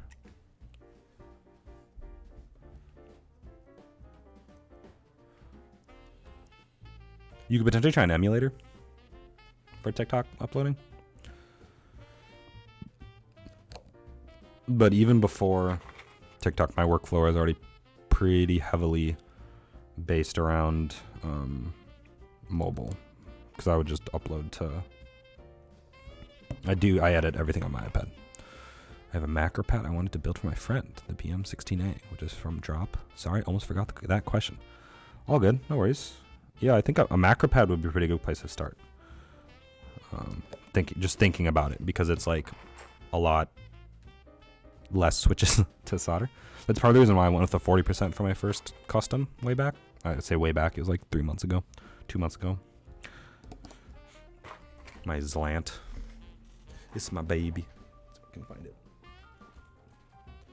Sit. Yep. Oh no, I'm not getting off the shelf. Forgive the incomplete samurai. My Japanese friend was like, "Where's the number row?" I'm like, "I don't know, man. I'm just got it for the aesthetic." He's like, "Well, it's not the full Japanese alphabet without the number row." And so I'm like, "Oh, that's awkward." But my buddy who works at a company that has like a very expensive 3D printer 3D printed me this.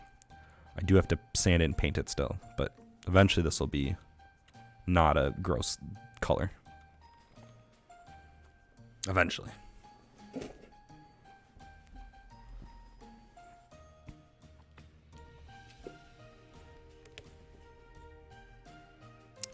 Where did the file for that come? I just got it from Thingiverse. I forgot the person's name who made it. It's not the original zip ties file. I don't remember. But it's from Thingiverse. Either my buddy set up something wrong, or I mean, there's probably some sort of leeway. I don't know what the word is. I know there's a term for it. Leeway in the design, but I had to do a lot of sanding to get it to fit. But I finally got to fit, so. Samurai set is very nice looking. I just feel really, maybe I shouldn't, but I feel really weeby or like a poser. Because like I myself, I'm Korean. I don't know any Korean. I'm a terrible Asian. I know food and some language. I can count to 5 maybe. But I feel just really weird doing like English alphabet characters. Because there's some pretty cool Hangul keycaps with like English letters and Korean letters, and they look really cool, but I just feel like a poser.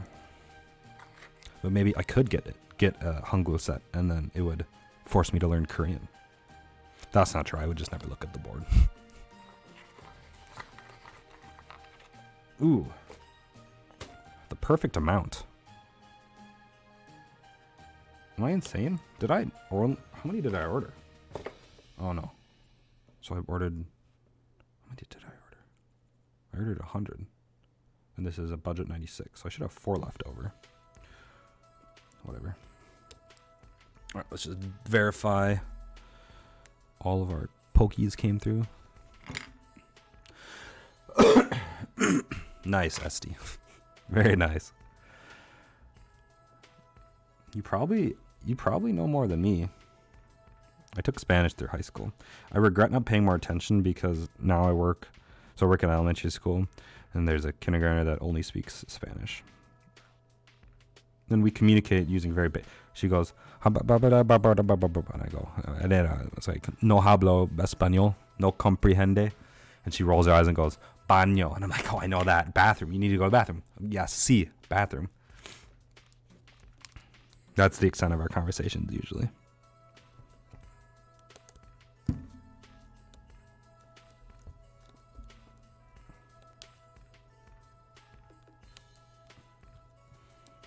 Well, then there's another kindergarten that only speaks Hmong, and the only Hmong speaker and the only Spanish speaker do not like each other, and they get in fights in their own languages, and no one understands what they're saying to each other.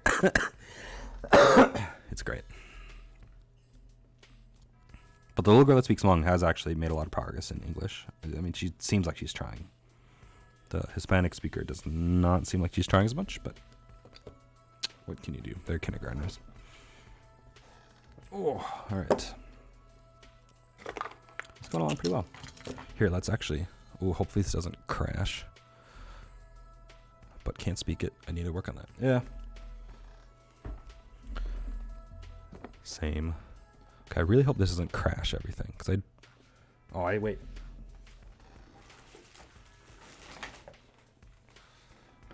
I did not get a coiled cable. I just got a basic, normal.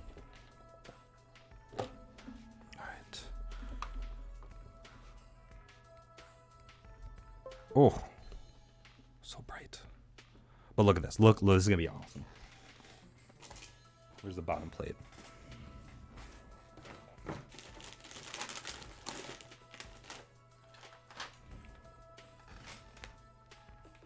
Am I insane? Where is the bottom plate? Like, look at this. Like RGB, I'm so glad I picked white. Like, it's gonna glow so nicely. Ooh, I'm stoked. This is gonna be a sweet build.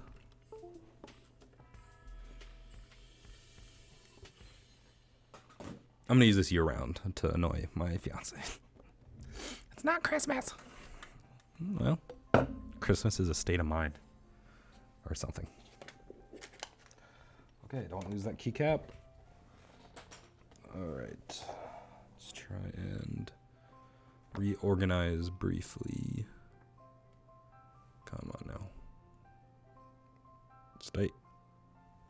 Okay, we're good.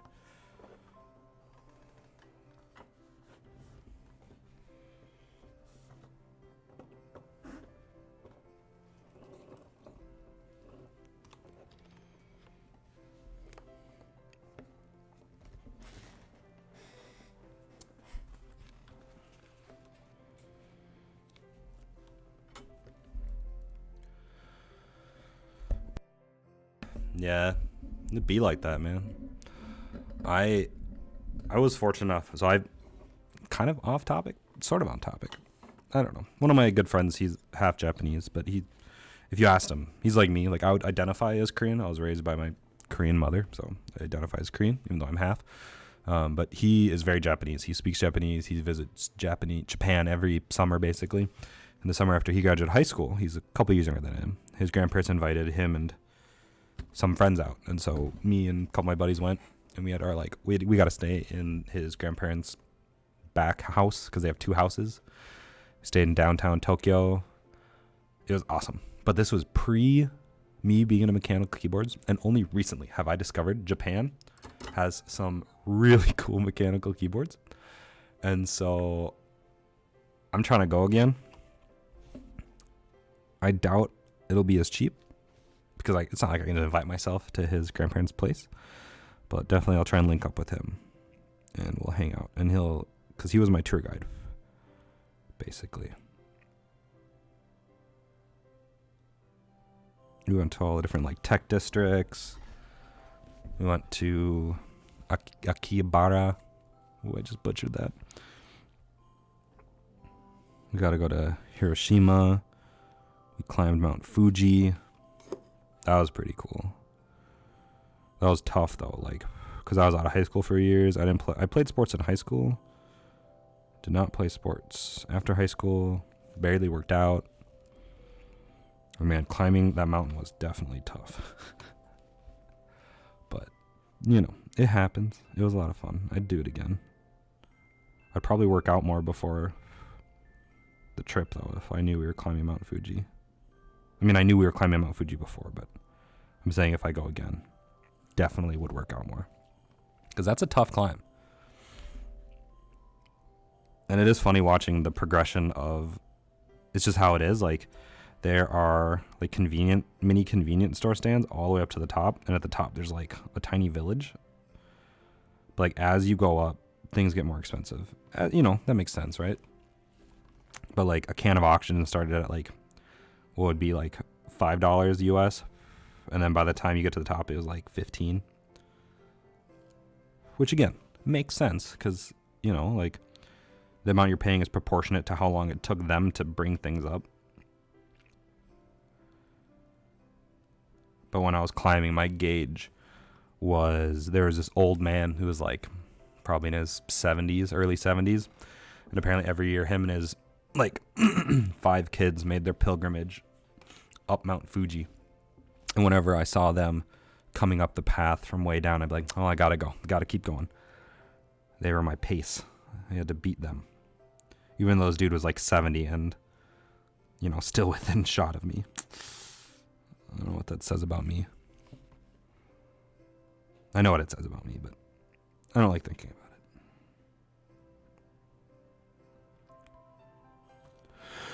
about it. But that was probably the coolest trip I've been on. By far.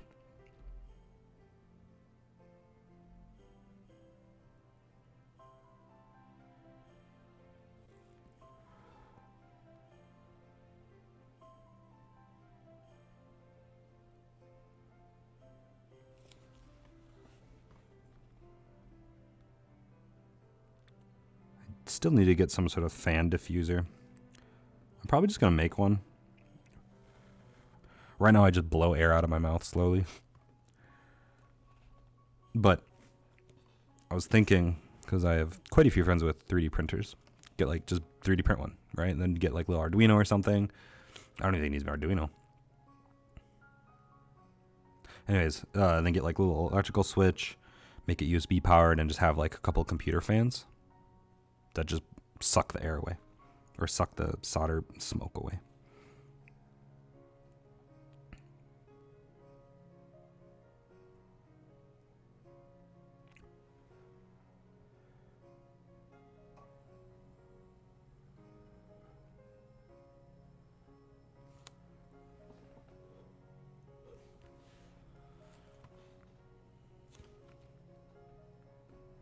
Yeah, probably the picture I'm most proud of that I've ever taken was on top of Mount Fuji. Granted, that's almost cheating, right? Like when you have that view to work with. But we were really close to the top, and I turned around and like I saw the cities below, and I'm like, dang. So those clouds down there are like what people see when they look up. And then the clouds that I see are what are on top of mountains. And so I got this really cool picture of like the sun rising. And we tried to time it. So we left at like 8 p.m. at night, and we climbed all through the night pretty much just so we could see the sunrise. And that's not a unique thing. That's a fairly common thing for people to do, apparently. I mean, not apparently. There are a ton of people climbing.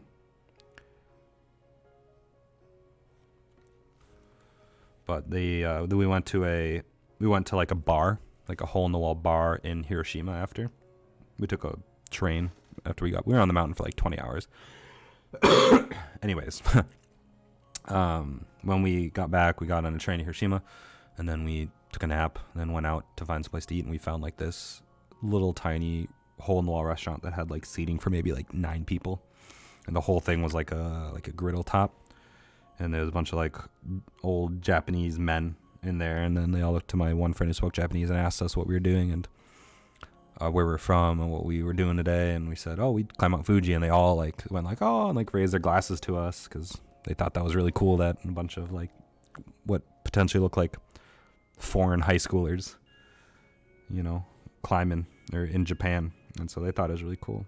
And then when they realized we were American, they're like, oh, baseball, and we're like, yeah, baseball. We're like Minnesota Twins, and they're like, oh, yeah. It was a cool little experience.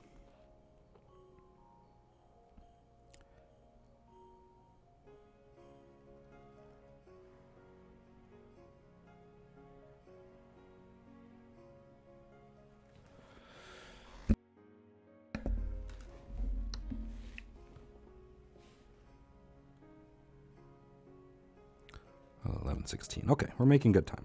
I am unfortunately on a timetable because it is that time of year after all. And we got plans this afternoon.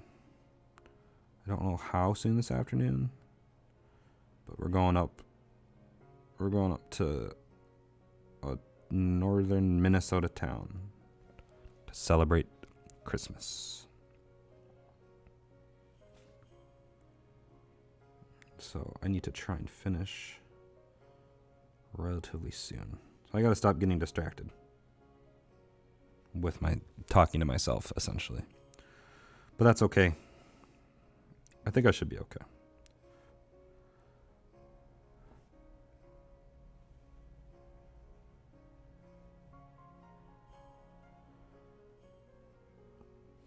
I keep checking my email, though. I just keep on checking for any sort of updates from the Key Company.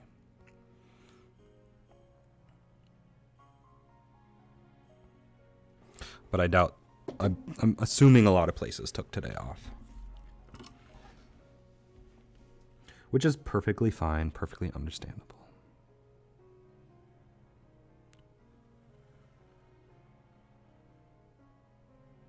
Given that it's a fairly large holiday.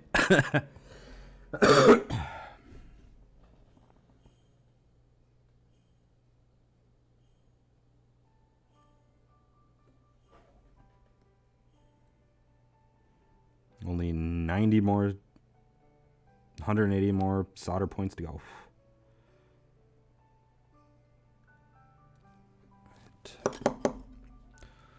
Tours these days.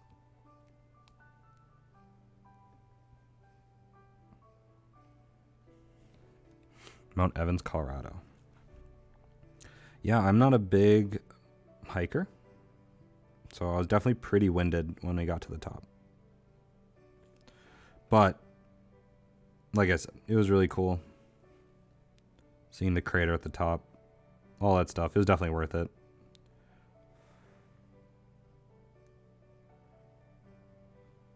Although I should have bought more souvenirs when I was up there, because I gave the one souvenir I got to my little sister, and she tipped over in a canoe and lost it.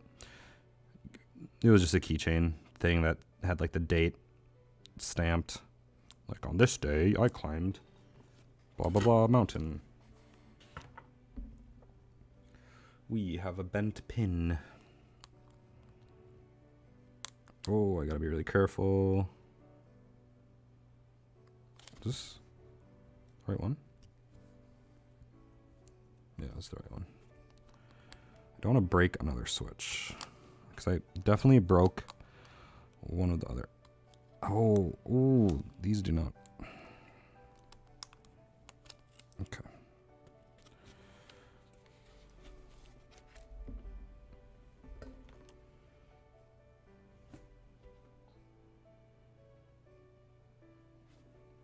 Oh, I did go up onto, is it Pikes Peak? Is that the famous place in Colorado? We didn't climb it. We took a bus up, which was actually, I'd say, pretty scary. But it was pretty cool. Pikes Peak was cool. Oh, ooh.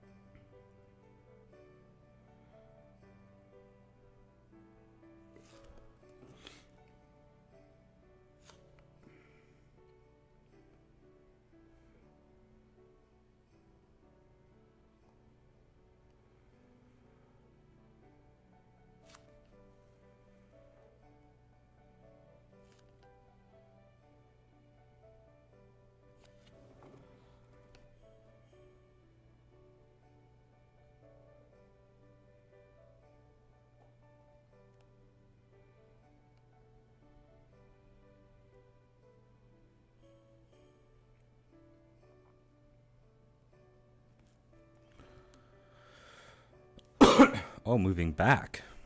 I have some relatives in Colorado, which is why I've been there.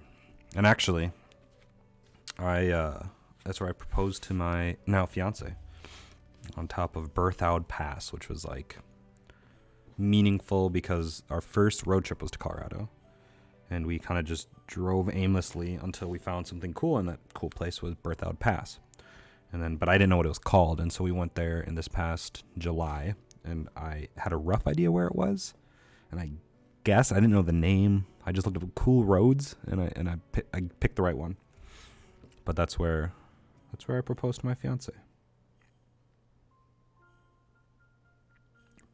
It's a really cool state. Like, if I had to live in another state, not Minnesota, I guess it helps that I have relatives there. But Colorado is very high on my list. I would love to, once I'm done with my education, I would love to work out there. Not work out there, live out there. And that's actually probably the place, even if I don't live or like move there, I'm probably going to buy a car from there. Just because I've always wanted to do the thing where like I fly someplace and then drive a car back. And Colorado's a pretty good destination because it's not too far away, but they don't use salt from what I've heard or what I understand on their roads, at least Denver. So you can find some nice less rusty cars than in Minnesota. But I'd love to find a nice Volvo 240 or Miata in Colorado and drive it back. Keycon. Oh, dang, really? So, I mean, I understand the concept of Keycon, but where would I find more information? Like, is it the same time every year?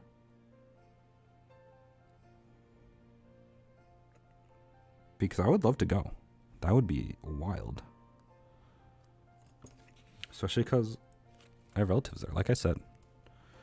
And I have an open invite.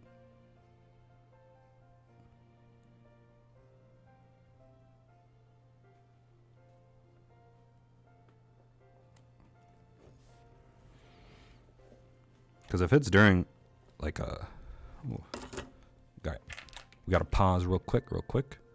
Yo, really? June? Oh, big bummer. I have a very high, not high paying, but a very lucrative job that I work in June that I don't think I can miss. Ooh, that's sad though. June 13th. Well, I could do, if it's on a weekend. I assume that's a weekend. Saturday.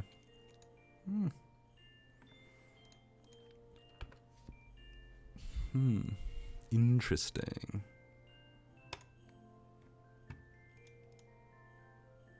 Oh, I see you. I see Existentially Yours and 2 guests.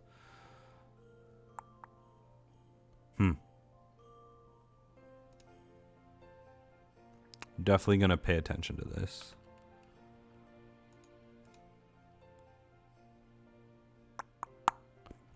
Gonna pay attention to that for sure. And hopefully by then I have a keyboard that I'm proud enough to show off. Thanks for the heads up. There's actually a fairly high chance I'd go to that. Having summers off and all. Well, not fully off, but that's very good to know.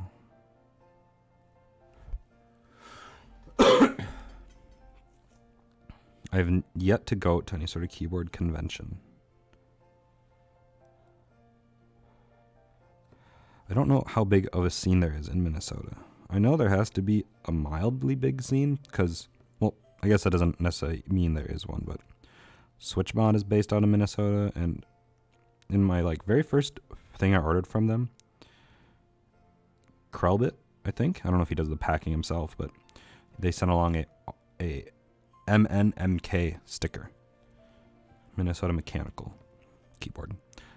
And he said, yeah, I couldn't hand them out in time at the convention that they did, so he ships them in any order he sees to Minnesota. So, but there isn't like a Facebook group for it or anything like that. I thought there'd be at least some sort of organized group thing. Let's see. I'm planning to be there. It would be a good chance to meet and have a network of people. Oh, without a doubt. Lost signal. I'm back, but no, I didn't drive. Would have been cool though.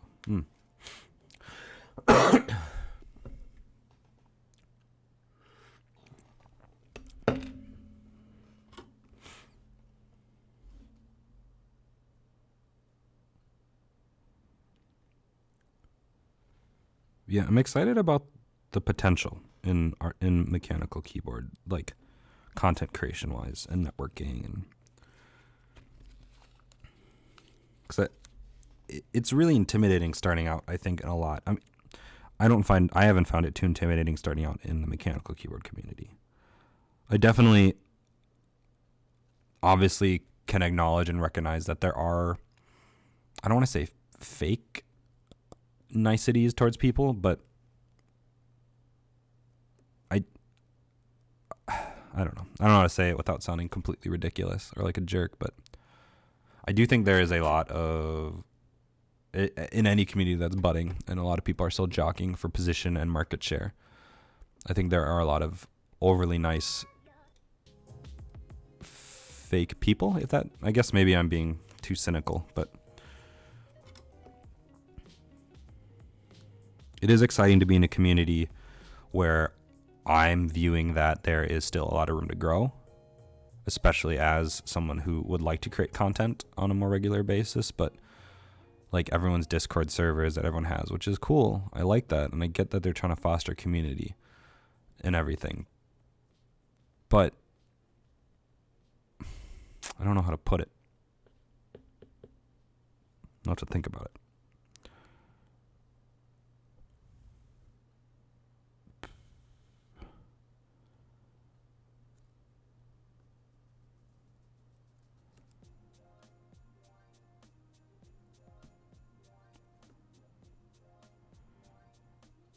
And maybe it's not fake, but there's definitely like a strategy to what a lot of people do, which isn't bad, I don't think. Because like I know a ton of people sub and are active in live streams. Like, you know, Nathan's an easy one because he's probably, I'd say, the Twitch lord of keyboards. And you know, there's a lot of other smaller creators that go out of their way to be really extra and really active, which I don't know how I feel about it. Because on one hand, I understand the strategy behind it. But like if you think about like from Nathan's perspective, you have all these smaller creators that are just trying to bite some of your clout, which again, I don't think it's bad, but I think it does lead to a lot of potentially overly nice and fake friendships / people. But then repeating myself again, I do think there's a ton of room to grow right now still, and I do think it's early enough right now in the game that if you're consistent and have, you know, a moderately entertaining personality and a moderately, you know, entertaining aura about you, I feel like you can garner some sort of following on various social media platforms, but it definitely does take effort. But it is a lot. I'm having a lot more fun in this community than I ever did in the gaming content, Minecraft, RuneScape, Call of Duty, or tech unboxing interviews. Yeah, I hear that. For a while, I did, like, admittedly, I did try and do the whole get like super chummy with other content creators, and there's nothing wrong with that, I don't think. But like, I think I was definitely, when I started approaching it more, the self-serving, admittedly trying to be like self-serving sort of approach. But then I realized that's silly. That seems dumb. That's not how I'm gonna do this. I'm not gonna, you know, sub to people specifically so they see me and everything, and that just seems silly.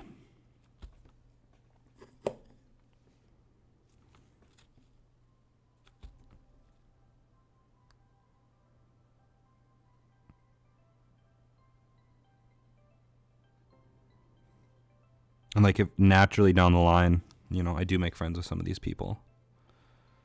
Yeah, exactly. And if I do make friends with some of these content creators, that's fine. That's great. Like, I'd love that. Like, that's, you know, a lot of my inspiration was from a lot of the community members that I've seen over the past few months. And watching them and seeing them succeed definitely gives me motivation, and seeing them, you know, improve their quality gives me ideas like, oh, that's a good way to improve my quality. And so there is definitely the element of that, but I'm enjoying it, needless to say. Or I guess what I'm trying to say, I'm enjoying it so far.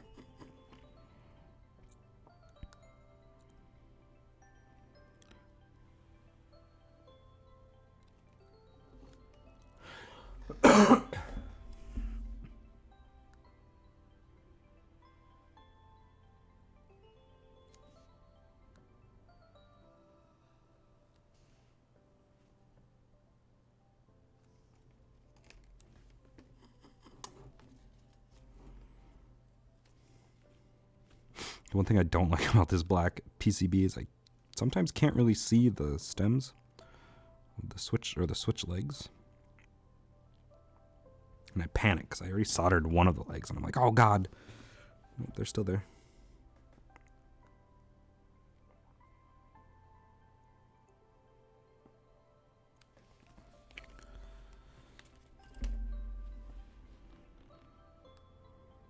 This isn't very Christmas-y music. Maybe it is. Maybe I just don't know what Christmas music is.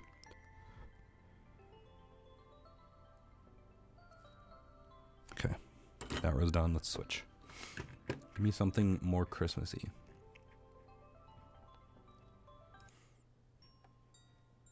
Alright. You can't get more Christmassy than this.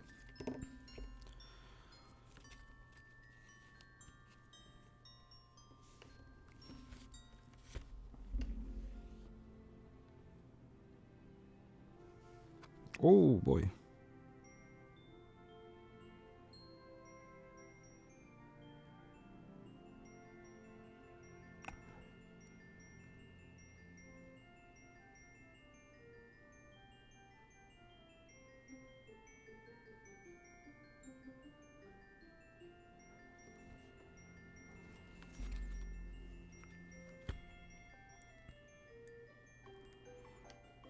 Although, because of all my content on YouTube that I've been publishing lately, I've been leaning heavily into the ASMR side of it. I know that's a pretty big market. All my recommendations are really weird ASMR videos.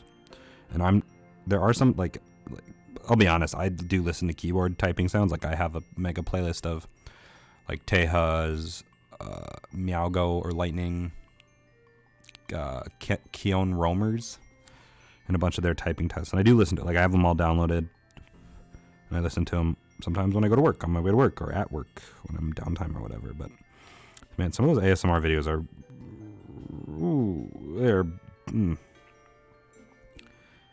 I don't even know if it's borderline, if it's just full on, but it's definitely, it is, I would say, sexual for some people. Like the doctor office ones and the really like sensual, like role play ones. The role play ones I find weird. Like someone's just talking to the camera and like it's like Dora the Explorer for adults, right? It's like, hi. Oh, really? Well, you know, I appreciate you taking me out. Yeah, it's great. Anyways, I don't know. I've been doing mine at 5 minutes. I just put on a 5-minute typing test for on 10 fast fingers.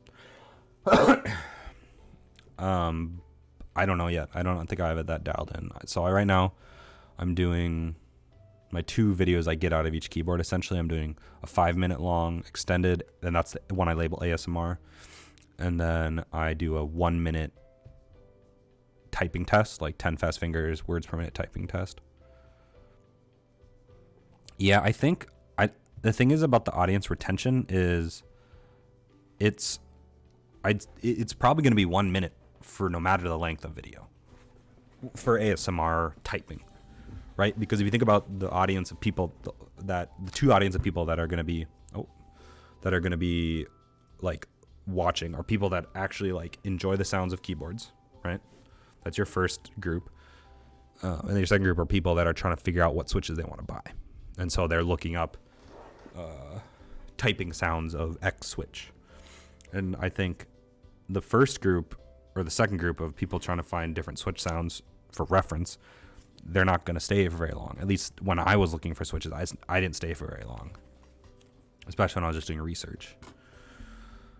But then for like proper ASMR, there are some keyboard typing videos, which is like Razer normal keyboards that Corsairs that are like an hour long, and they have hundreds of thousands of views. So I don't know. And to be honest, I think, my cat, what are you doing? Attack my foot. I think potentially ASMR of generic off-the-shelf boards would probably do better, to be honest. But there's probably more. I don't know. Because like my mentality is like, or Corsair, like a K70, right? That's much more popular. People know what it is. Or like Razer Black Widows, you do ASMR of that, for, you know, a while, I feel like people know what that is more. Whereas you do a KBD75, no one knows what that is, right? That's good. Yeah.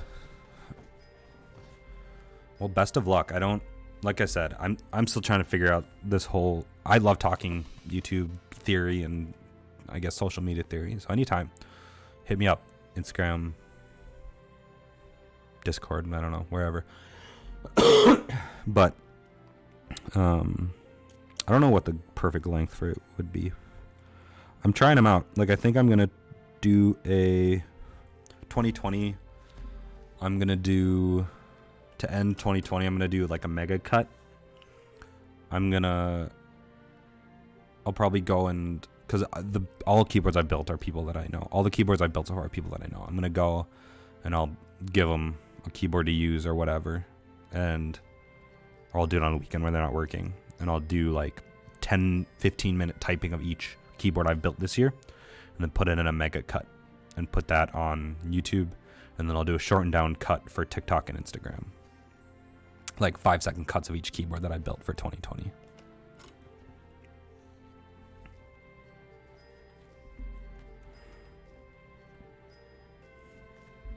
Because I don't know, because one of my theories, my very first TikTok video that blew up, it's the only one like it. The 2 TikTok videos that blew up, that are at 500,000 each, they were like variety videos that had very short cuts, essentially. And my theory is, like, the shorter the cut, while still creating some semblance of understanding what is happening in each cut, creates for more an attractive visually video.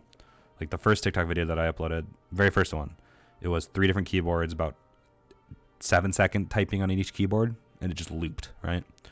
And so I think that blew up because it was like, oh, there's like this weird grid keyboard as an ortholinear, and then it cut to this light up keyboard, and then it cut to a really small keyboard, this lamp.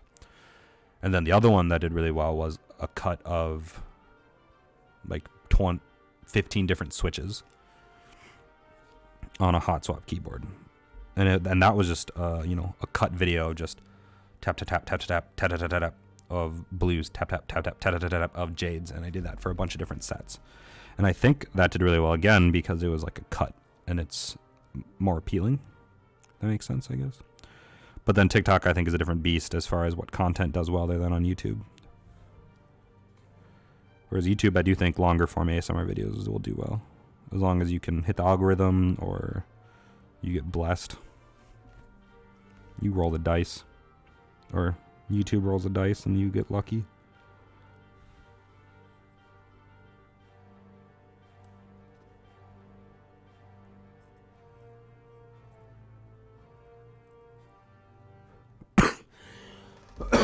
Oh, sorry, that was a bad one.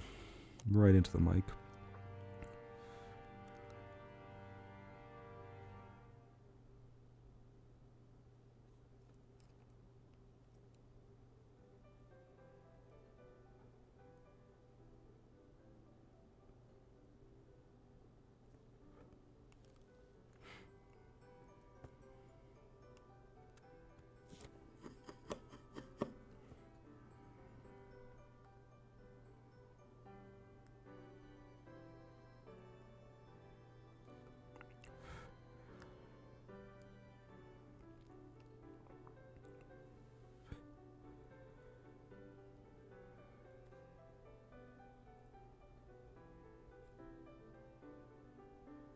Yeah, circling back a little bit to TikTok, I definitely do think there is a market for keyboard content on TikTok.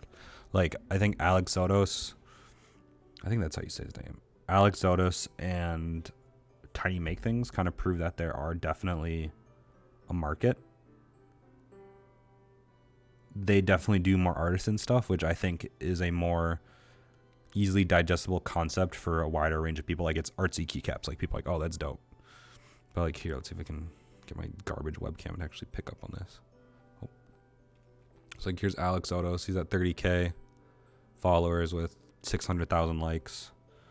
And then, oh, SM Keyboards has a TikTok. Nope, but no content. Clavier has a TikTok with no content.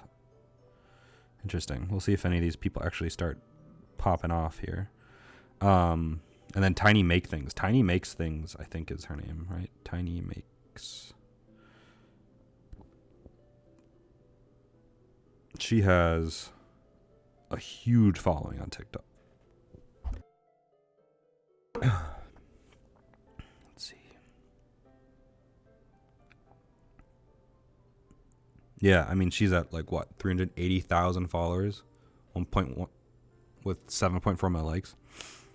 But like her stuff, I think artisan stuff obviously has a market because people just think it's really cutesy and it's very clearly DIY. And like DIY and that sort of thing definitely has a huge appeal. Especially because she does some more like, I guess, relevant projects that aren't just like generic weird things. Like she does Kirby and food, Pokemon. Is that Astro Boy? Oh no, that's Secret Neighbor. But yeah, I mean, obviously I haven't to the same extent, but I didn't expect. Like I've been on the platform for less than a week and a half, and I'm at close to 5,000 followers. Some of the kids at the elementary school I work at saw my stuff on their For You page. And they recognized the keyboards because I brought some in for them to type on during one of their typing sessions. Like, Mr. Sam, was that you? You have a TikTok, Mr. Sam?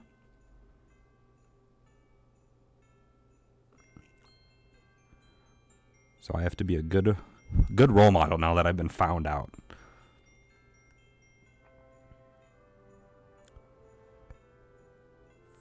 Fortunately, there aren't much linked directly to my other platforms, like my personal Instagram, but it's not like I post anything bad there anyways, but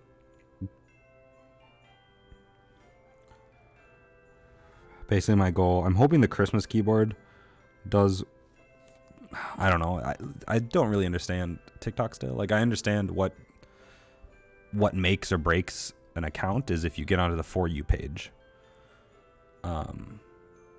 Like my 2 videos that clearly made it on the For You page are at 500,000 each. And so I hope the Christmas keyboard can hit it, especially now it's like a timely build, right? That would be really cool. So basically once this is done, I'm going to download the VOD as soon as I can. I'm gonna have to try and cut it down as much as I can, and I'm probably gonna do like a sped up time lapse of this part and of the putting everything in, because I think a time lapse potentially has the potential to hit the For You page because it seems like the right kind of content, but who knows, it might flop. But I'm hoping this Christmas board is what gets me to 5K. I don't know, man. Mechanical keyboards itself, I do put that hashtag in all of them primarily because that's literally what I'm using. But I know even if the keyboard isn't, you didn't build it for gaming, I still do hashtag gaming in there. I do hashtag gaming PC, gaming setup, custom PC, DIY, ASMR. Those are pretty much typing. Those are pretty much the ones I use. There's a theory that I've heard from both the kids I work with and just people in general that you should use the hashtag FYP hashtag, which stands for For You page, or hashtag For You page, like spell it out. And they say, oh, you have a better chance of making it on the front page. I don't know if that's true because my first video blew up, didn't have any of those tags. I didn't know what I was doing. And like that just doesn't seem how a company would operate. That seems easily gameable, and to the point where sure, if that how it was like a year ago, at this point I don't think using FYP does anything, because everyone does that, right? Like if everyone is special, no one's special. So if everyone's using hashtag FYP, it doesn't matter that you're using it or not. Because I still don't understand the platform I'm doing it anyways until I can get confirmation that that does or does not work. And then I can replace it with other hashtags.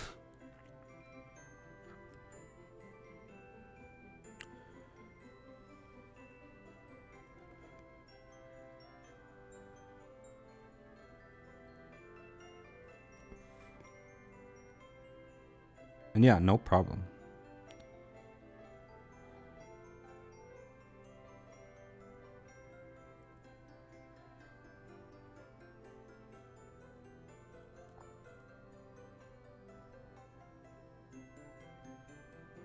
Oh, and then in your, at least this is what I would do. Because this one of the cool things I like about TikTok is by default you can set up either responses / they're called duets, where basically you can hit the 4-button thing. You can hit like the dots, and then one of the options at the very bottom. Oh my gosh. One of the options at the very bottom here is like duet, which lets you do like a side-by-side like response video, like built in. And I think that's just a good way to develop community in theory. But there's no point, I don't think, in not allowing that. So when you post, you do have to, let's see. You do have to enable, like on the, like right before you post, there's all these, oh my gosh. There's all these green switches down here. I would enable allow comments, obviously, and allow duet and react, because there's really no point into not doing that. Because say if someone does want to shout you out, more exposure, right? And for me, like, I think long term, like if there are a group of people, say us, me, you, Keone, whoever else, get on this train and we ride it pretty well, in theory, that'd be a good way to just allow for inner community collaboration without having to do a lot of extra work, which sounds bad, but I think part of content creation and social media is getting as much acceptable and good content out with as little effort as possible to avoid burnout. So like my whole workflow is set up so I have to do as little work as possible while still producing good content.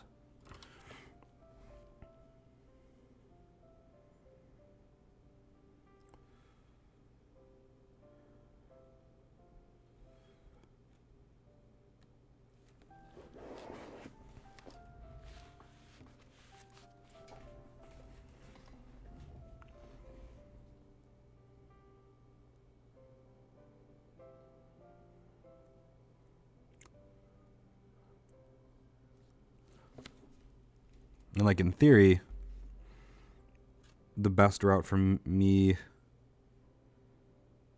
editing wise, I do have Sony Vegas. I don't like it. So I did a bunch of research and I found that there's an iPad editing app or iOS editing app called LumaFusion that's really widely praised, and I bought it. 30 or 40 bucks. It's not a subscription model. And it has a lot of really good features, and they're actively developing it. So I'm all in for that. But I've really enjoyed that workflow. Just being able to drag and drop things from my computer into Google Drive, download it on the iPad, and edit it all pretty quickly. And then I'm able to edit fairly easily on the go. It's an iPad mini, so it's very compact, easy to handle, easy to work with. Has Apple Pencil use. Which is a nice tool.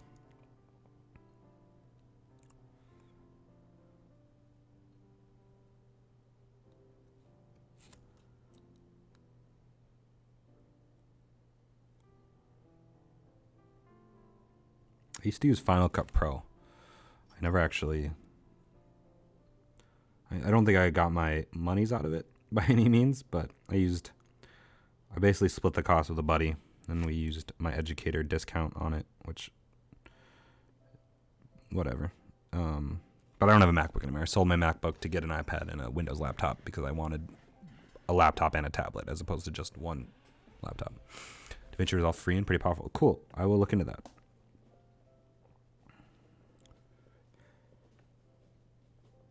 What are you doing, cat? She's just ring adjusting. I have some bubble wrap stored under my desk. Cat's a big fan of sleeping on it. Big fan.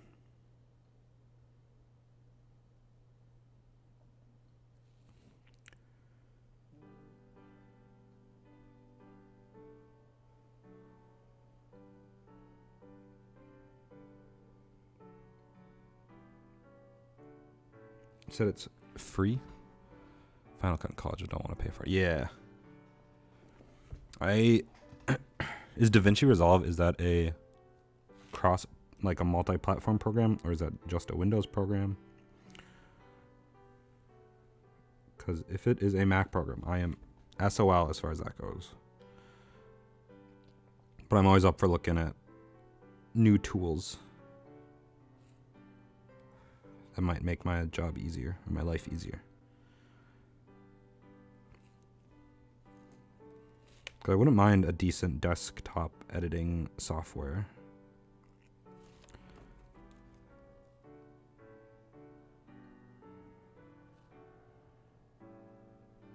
Because the Sony Vegas version I have is awful. It doesn't accept a bunch of file types, and it's just crashes a lot. I don't think it's ever been updated. Cool, Windows. Interesting. All right. I will definitely take a look.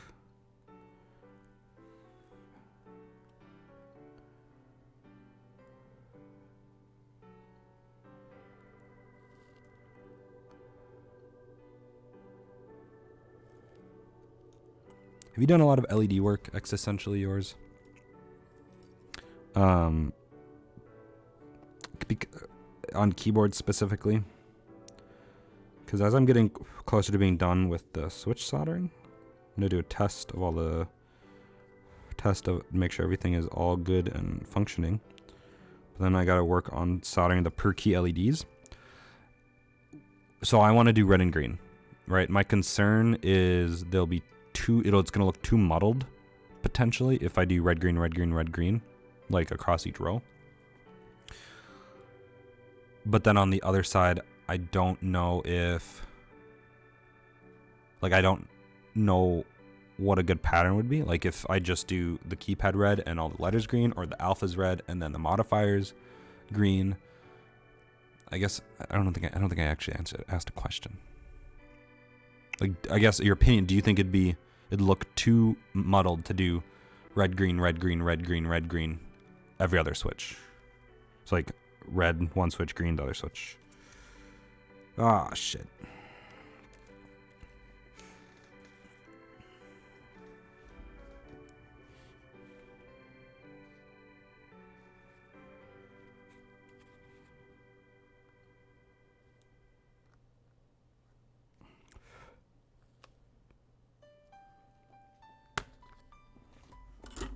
You split it up into quadrants if alternating doesn't look great. Yeah, but the thing is, I don't know if it would look good or bad, and man. I'm just concerned about it not looking good if I do red, green, red, green, red, green. Like, I genuinely just don't know.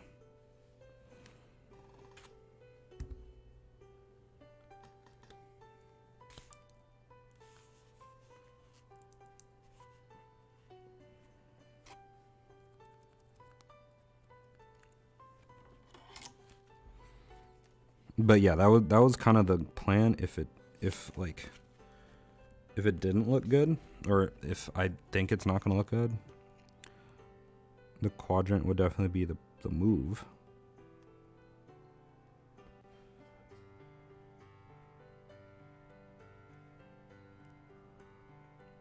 Or I could just send it because it's 2x2. Oh, that's a good point. It's a very good point.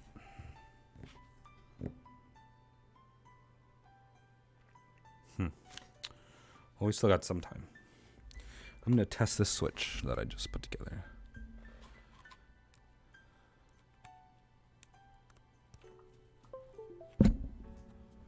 Where are you, switch hitter? Oh god, so bright. What one did I just do? This one.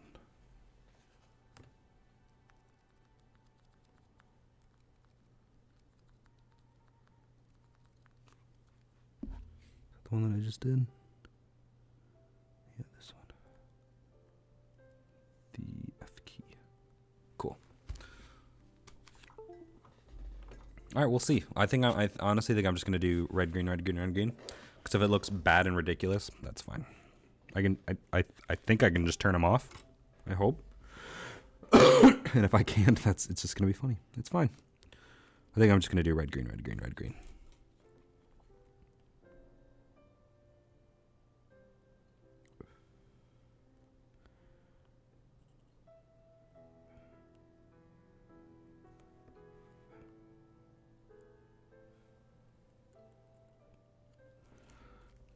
It'll be fine.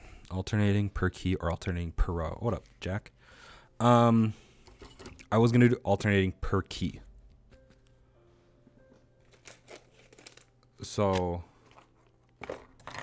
like this would be red, green, red, green, red, green, red, green, red, green, red, green, red, green, red, green, red, green, red.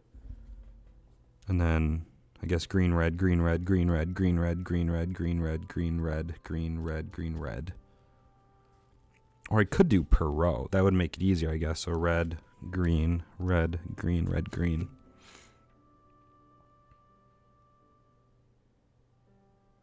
We'll see. Got to think about it.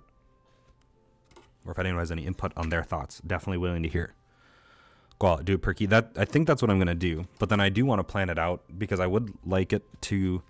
Like, I don't want these two to be both red. Like, I don't want it to be red, red, green, green. But then this isn't an ortholinear, so it's going to be hard to do checkered. Unless I do, it'd be red, green, red, green, red, green, red, red, green, red, green, red, green. Green, red, green, red, green, red. Red, green, red, green, red, green, red, green, red, green, red, green, red, green, red, green, red, green, red, green, red.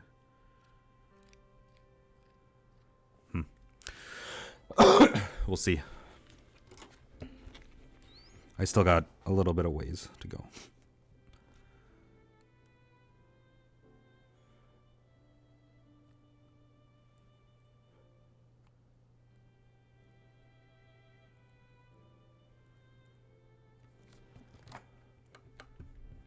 Yeah, I don't know. Can you hear the music? I don't know if the music's been loud enough.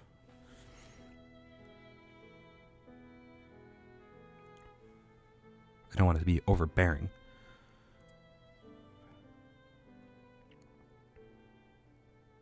Because I think I'll probably do some sort of red, green, red, green.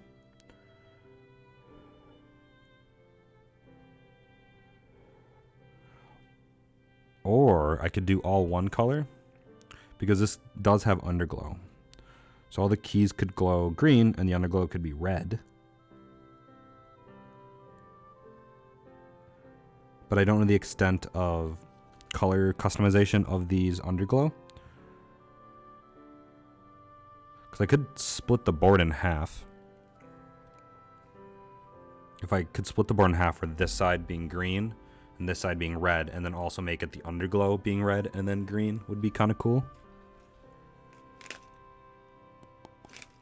I like that one.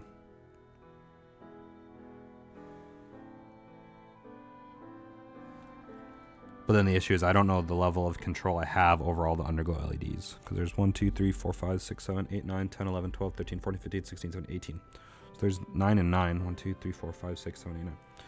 So if I am able to control this half and make this half red and then this half green on the underglow, make this half red and the other half green with the LEDs. That could be kind of cool.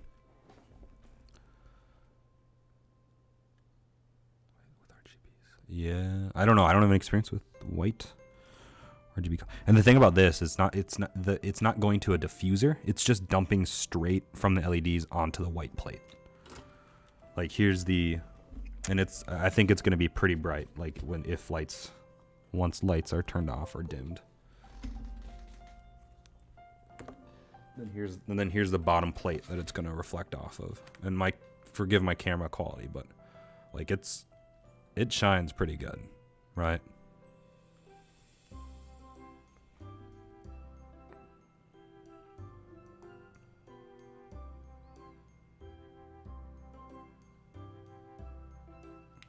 But again, I don't know the level of customization I get with these down here.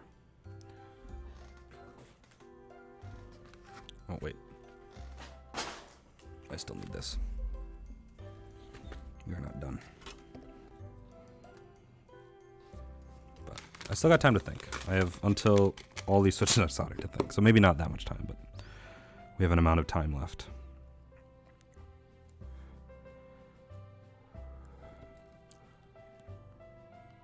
But I do think doing red, green, red, green, red, green would be pretty cool.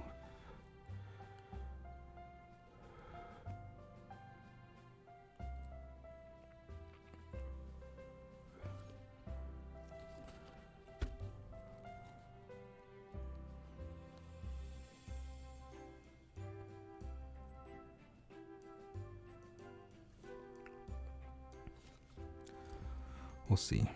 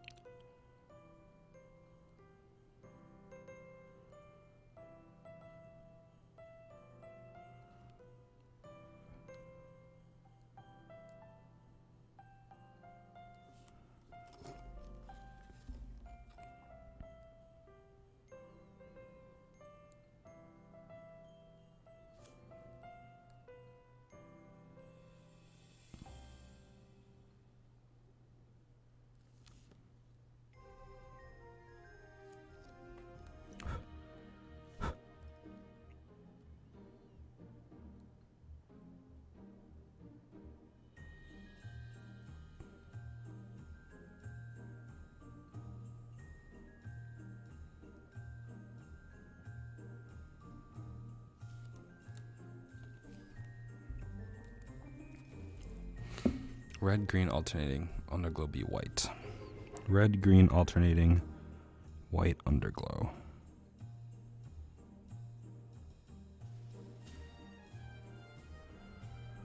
Red, green, alternating.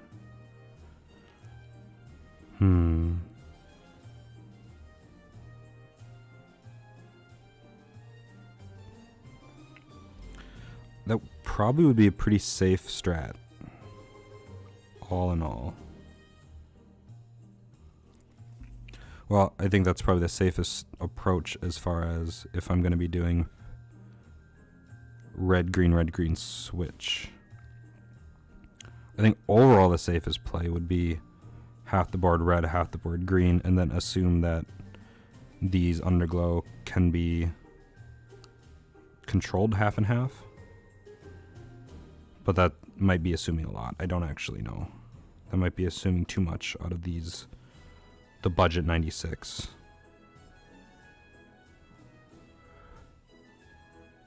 Because truth be told, I didn't do a ton of research on the Budget 96. I just looked up a few Reddit reviews and everyone said, yep, it's a keyboard that works. So I don't know anything about the customization aspect of the lights, unfortunately. Undiffused RGB LD strips, the white can look pretty weird. Alright, good input. If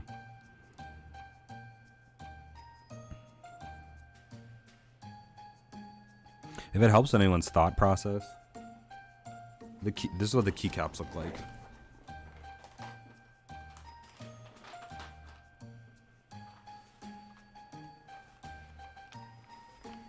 Like they're mostly, oh god, the exposure is really bad.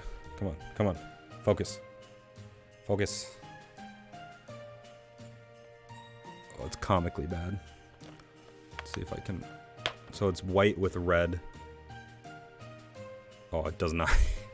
I promise there's red lettering. Shit. Let's find a better way to show that.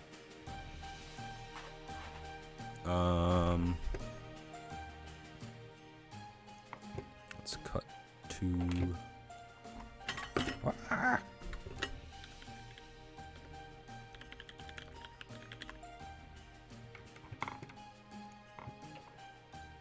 Here, this is what the keycaps I'm going with look like. I'd say that's fairly accurate representation of their color.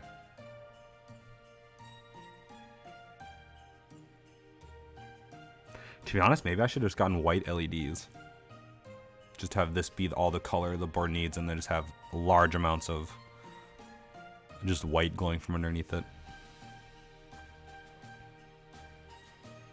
Or maybe only do green underneath the present wrapped keys. And then do red underneath everything else. And then have green underglow.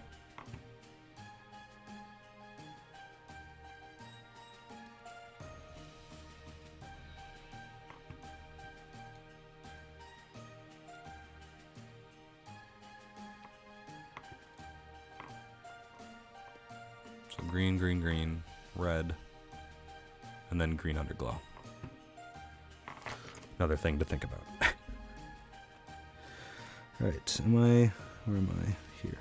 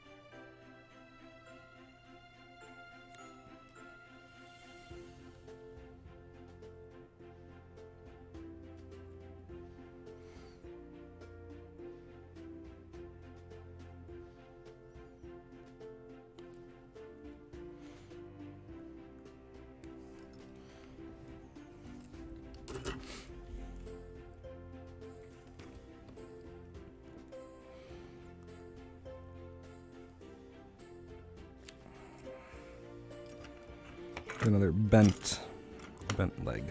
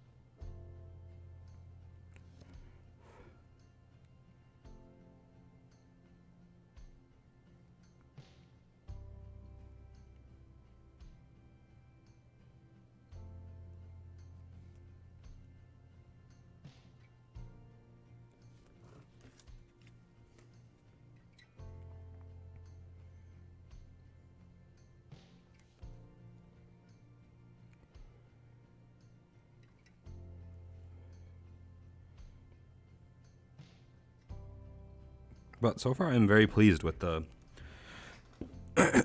the quality and everything of the Budget 96. I really think the PCB, for being a budget, quote-unquote budget build, especially in this black, looks really nice. And I'm glad this group buy had extras that I could pick up. Because I think this was like $80 for 80 bucks for like a, maybe it was less than 80. At most 80 bucks for this, I think is definitely something I'd be willing to pay again for. And apparently this does fit in if you have like a standard 96 housing. I guess not standard because it's 96 isn't necessarily standard, but on their site they do mention that there are keyboard cases that you can drop this PCB into. So that's kind of cool. If further down the road, say for next Christmas, I want to upgrade the housing and put it in like a nice present looking case or something, I could do that. But I'm actually really surprised with how nice the LED underglow looks. I don't know what I was expecting, but I was expecting it to not look this good or that good when lit up.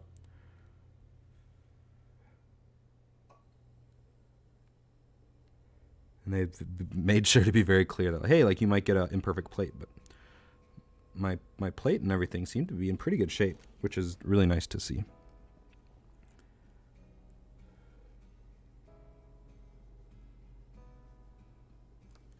And again, I'm fairly impressed with it all. It's a pretty nice spot, Donut Cables, because you can get a cable, you can get a nice custom cable, and you can get yourself a Budget96 right now.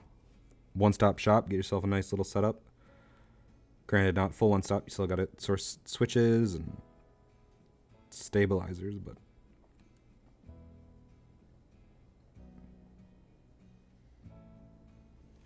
basically, it's a fairly nice setup. Have yourself a 96 key custom for $140 or something. And so far, I don't actually mind the sound of these sandwich style plates. Wrap it. Oh, that's a good Instagram pic. Wrap it and then rip half of it off and expose the board. Oh, yeah. Very artsy.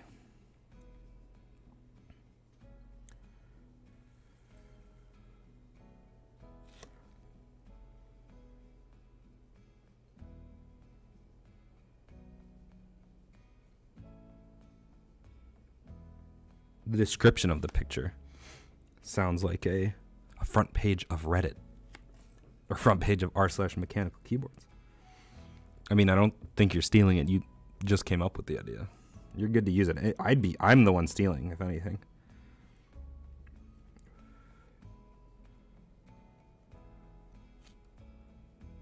And it would be pretty extra considering I only have like some fairly ugly black wrapping paper I got at the checkout line at Cub Foods.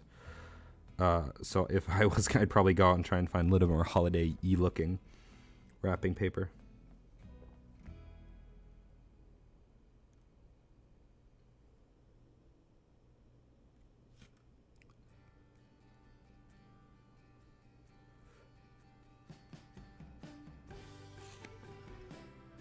All right. I think all the switches are soldered. Let's do a quick test run.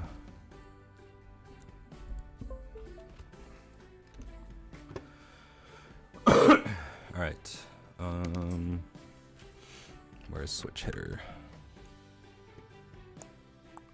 So what's Minnesota like this time of year?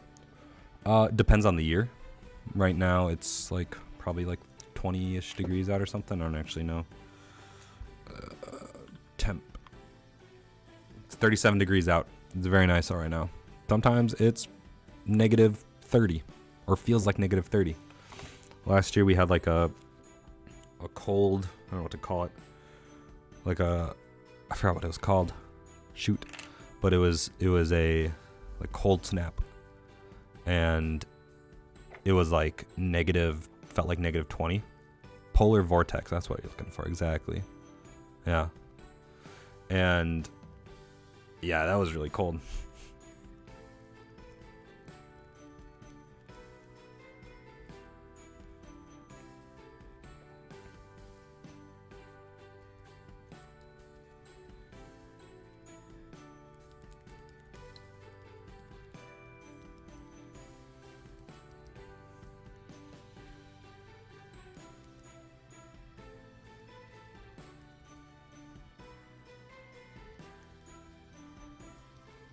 I'm gonna have to remap this part because I think this is supposed to have arrow keys, but the keycap set that I have, we're not doing arrow keys.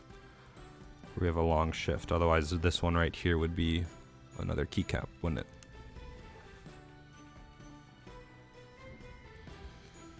Right?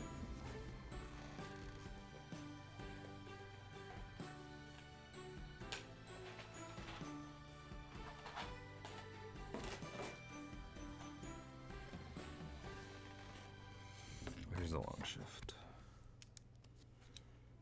Yeah, all right. Thank God.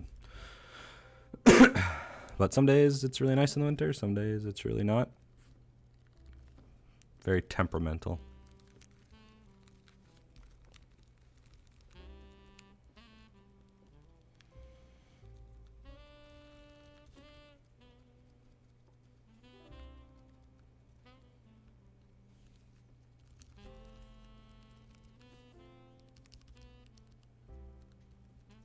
Hey, we have success.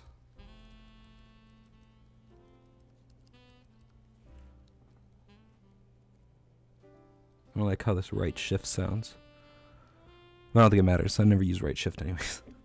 Maybe that's a bad reason, but it's fair. It's true though.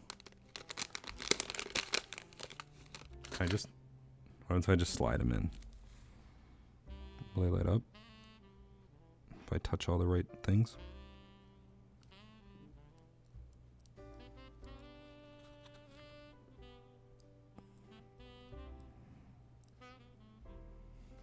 Jeez. It's a lot harder than I thought it'd be. Come on. Try and get in one of these.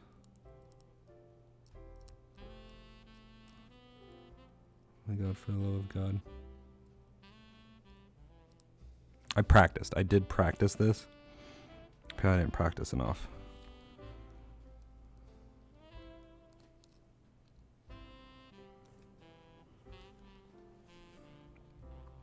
Oh, so bright.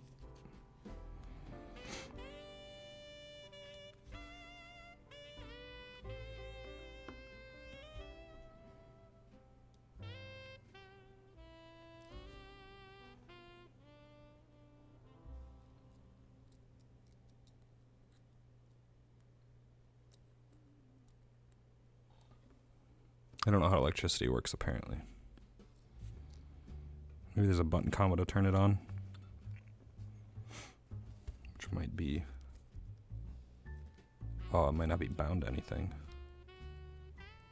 Whatever. Do I do it? Do I do it? I don't know if I do it. Is it worth it?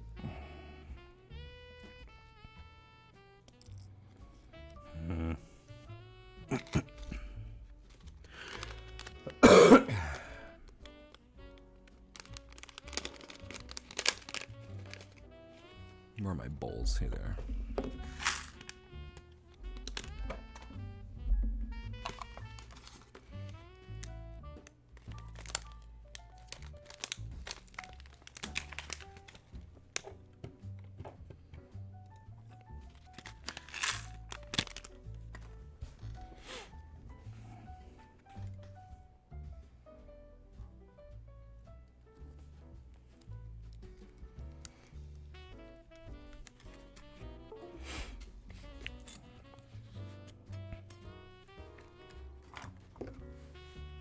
Red, green, red, green, red, green.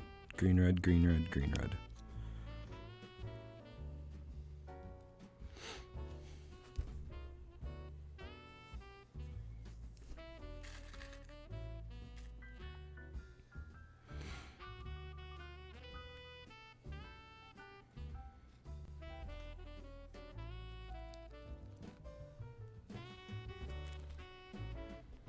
One, two, so it'd be down this line here.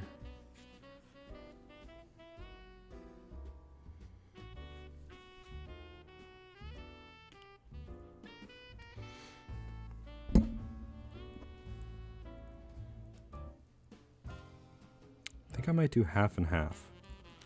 I think half and half would look the best. Or it'd look, it had the highest chance of not looking the worst. If it's just this half red and this half green, and then I do that for the underglow.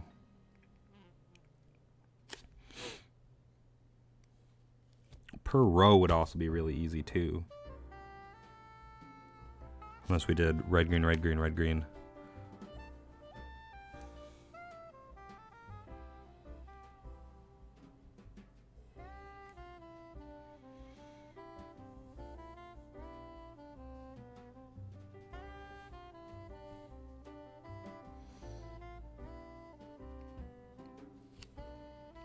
All right, so then what do you think? Where should I split it? Should I just split it dead center, half and half? Because there's 9 of these squares, and halfway would be right down this line right here. Because the traditional split, if this was a like TKL or 60, you'd split it along the lines of like where you'd split an Aliaz. But this one would be splitting down here. So red, red, red, red, red. All right, we'll do that. We're gonna try that.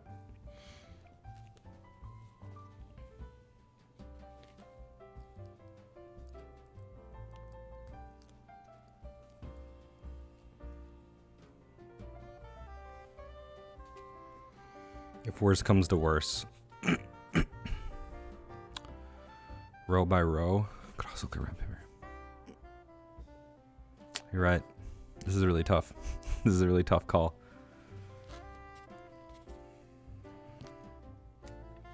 Because row by row, I think, would aesthetically be the easiest.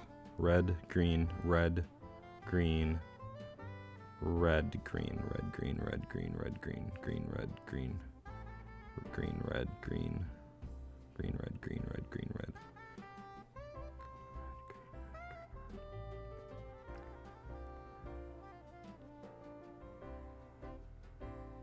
Ooh.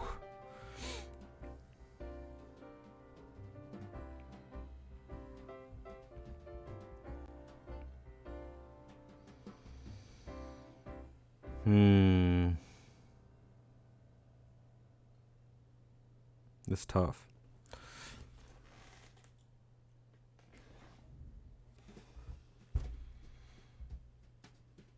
But then I also have to take in consideration the keycap color, right?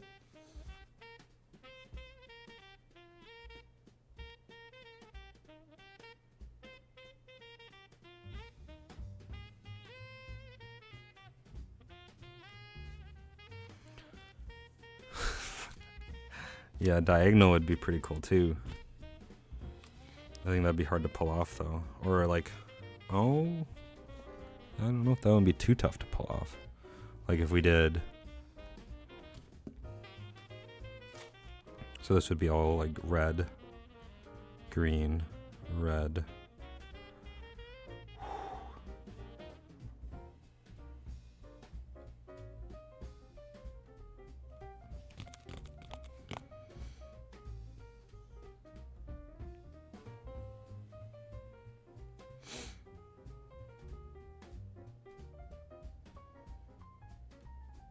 I just gotta pick something and go with it, don't I?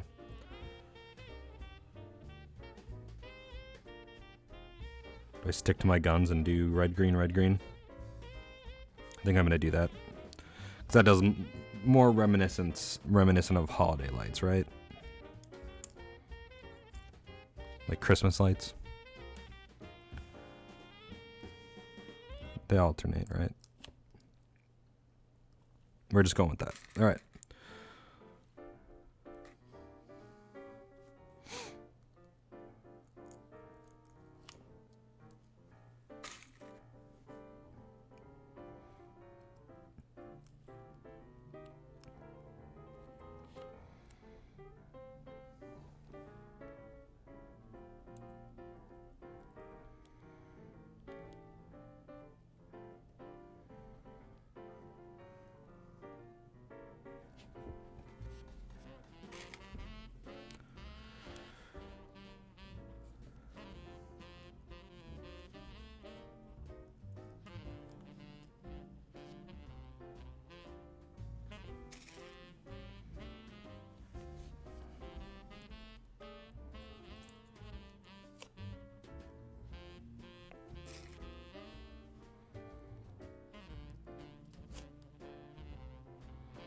And if it looks awful, I can hopefully turn off the backlit LEDs or the per key LEDs.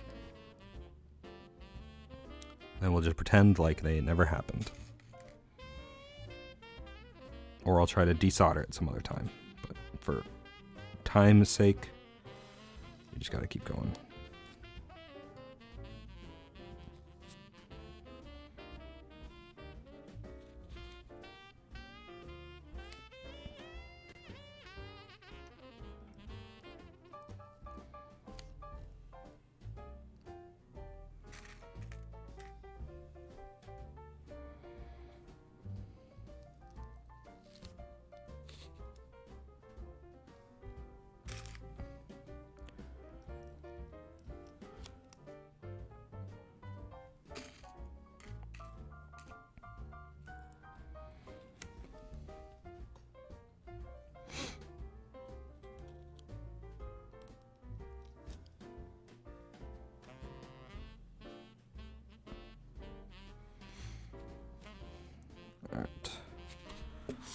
Oh, oh, oh.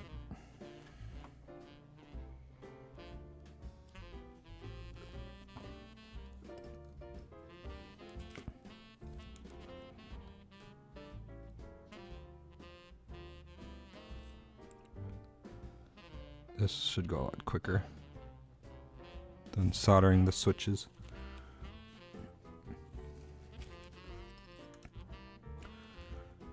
It's a lot smaller of a contact pad. Just gotta make sure all the LEDs are seated in nicely. Or nice enough.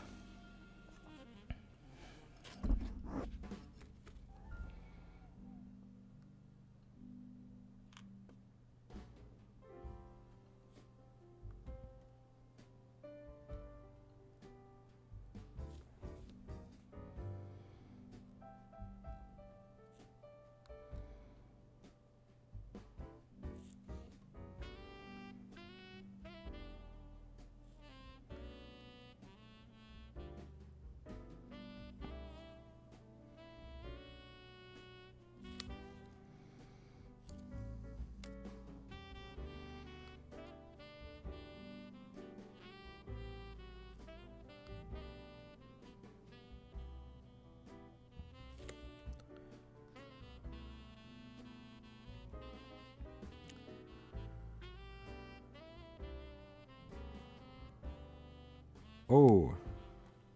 Ooh. Do these have a polarity? Or are these just dumb throughputs? Does anyone know? J Goods. LED man. Because on the board it has a plus. But I don't think it unless the long side. Uh-oh. Alright, we gotta do some Googling. Unless someone can confirm or deny.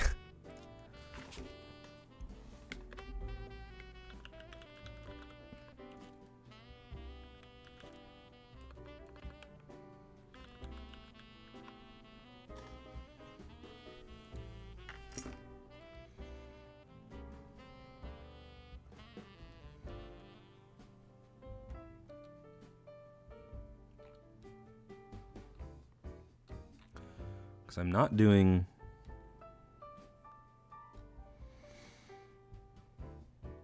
the diodes or anything. And one leg is longer than the other. But I don't think that makes a difference.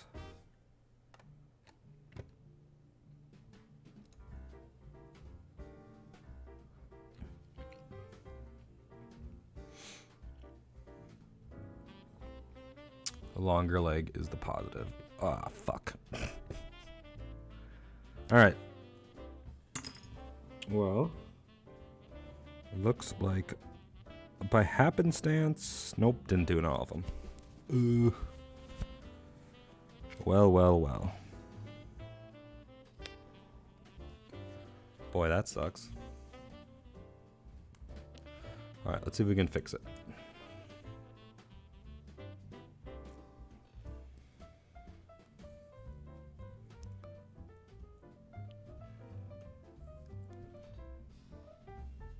One longer leg, the longer lead is the positive. Alright, we gotta flip some of these around.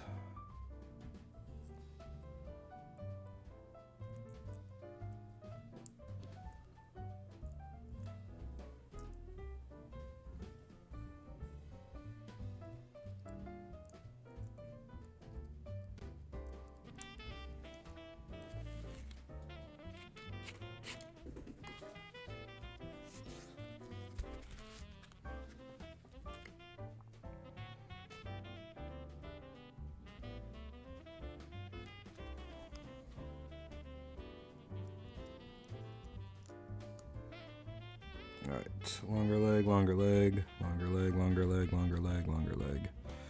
Not longer leg. Bummer. So do some desoldering real quick.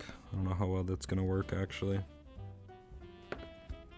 We may have to abandon this section of the build.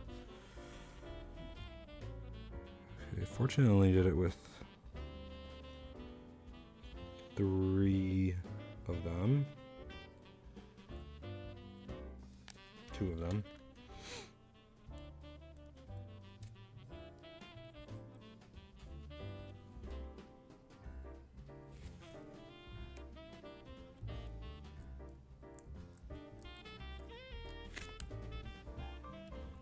Okay. Ooh.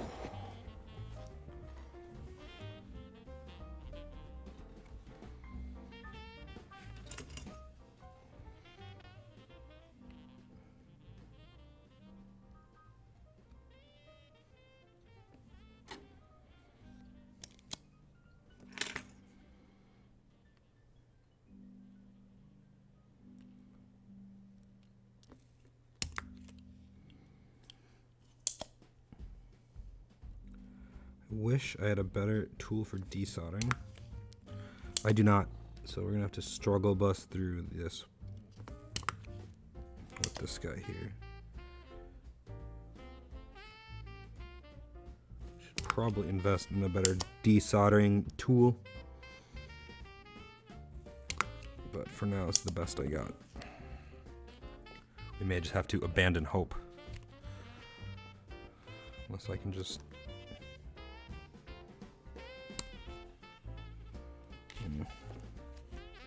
So with the switches, I can just kind of jankily heat up the legs and push them through. But this, it's a little bit tougher.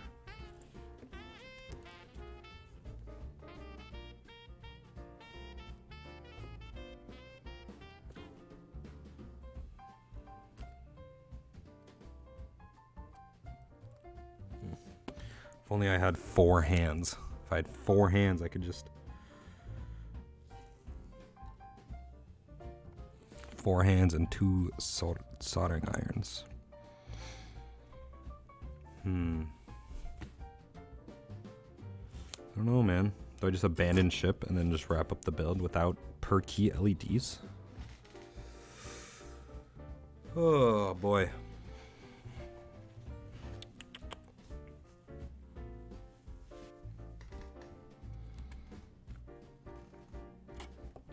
Because I don't think I have the soldering tools to actually desolder.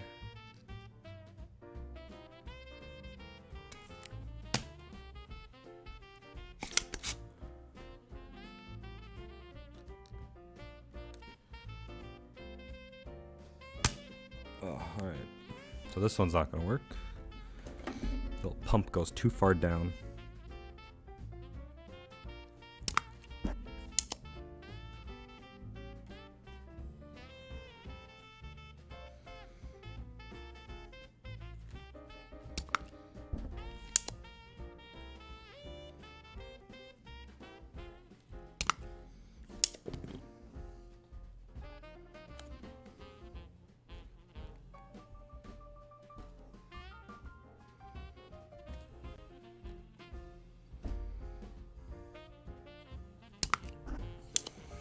Man, maybe we just wrap up and forget about the backlit stuff. Or the per key.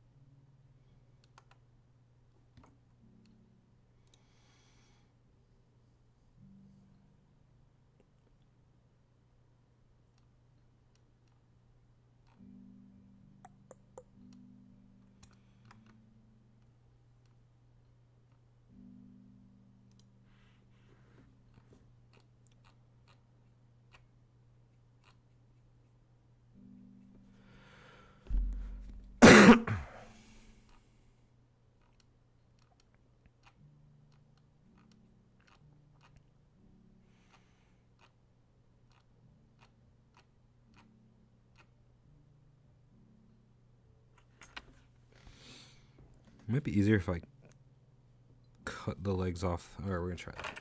So I would like to get this to work. So we're gonna Maybe this is gonna make it tougher. I don't know. We're gonna cut this down, flush cut it.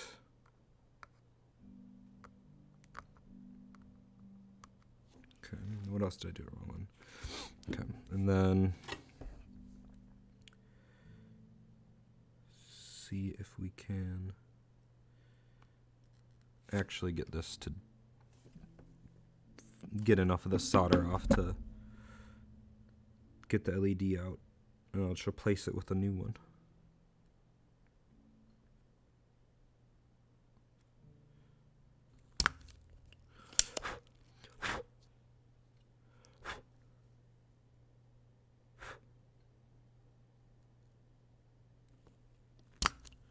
Even though the bigger guy will work.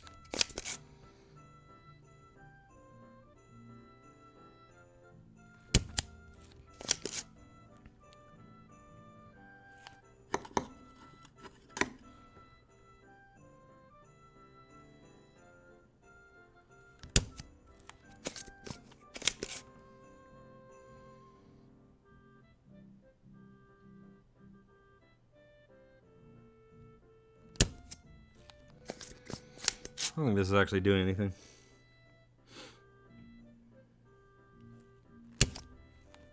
Let's try that little guy again. Because I had better luck overall with the little guy.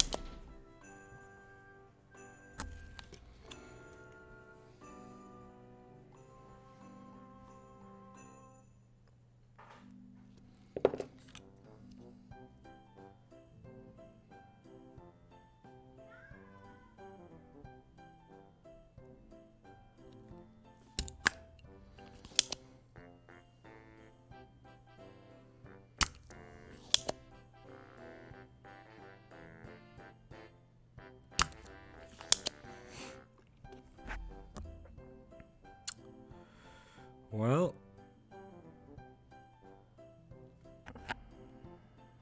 this is not going great now.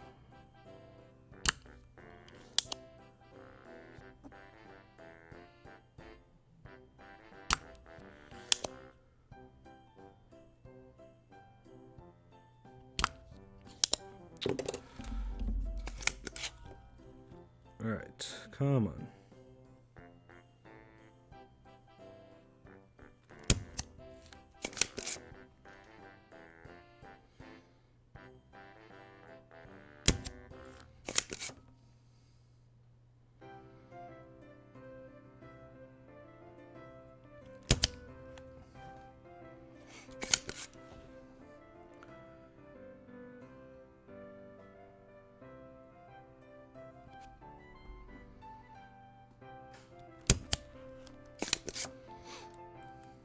May just have to give up on the per key LEDs.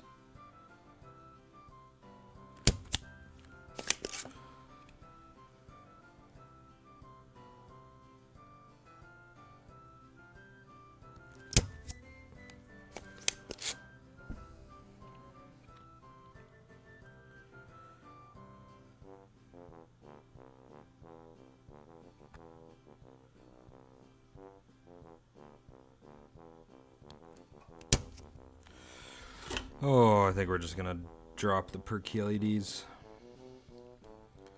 I don't think it's happening. Yeah. Alright, well. That's a bummer.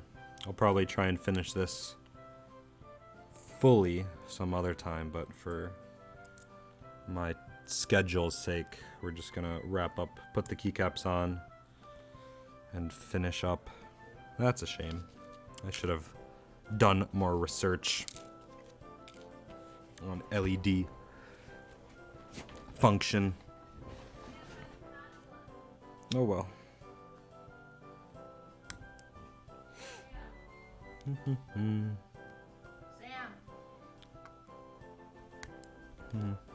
Sam. What? How's Hinata look? She looks ridiculous. That's what Hinata looks like. She's supposed to be an elf. Oh my god, see this?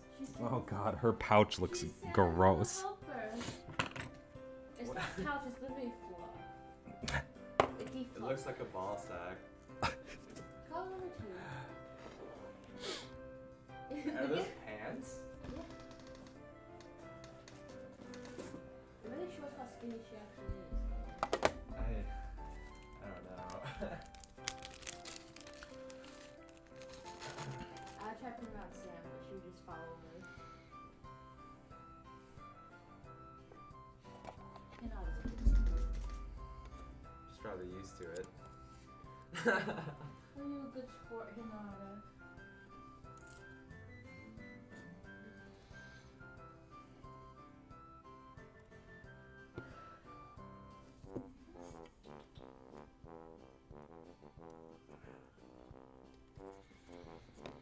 Alright, well, we're almost done, actually, at this point.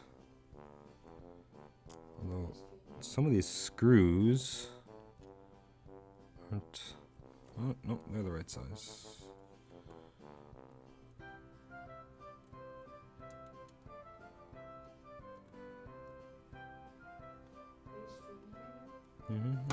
So, I don't know. I think it's a shame that the per key, after I spent so much time deliberating, I appreciate everyone's input, but I screwed up. That's okay. It's okay, or that's what that's what I have to tell myself, I guess. It's okay.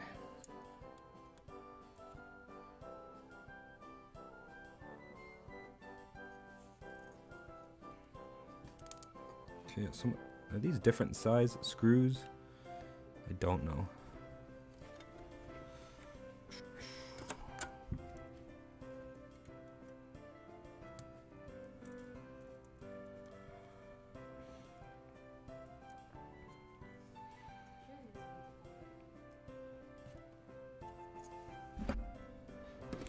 Just getting all this. Oh. Alright. Well, that's really sad. Again. This last half. Home stretch has not been going too hot. But it's all good.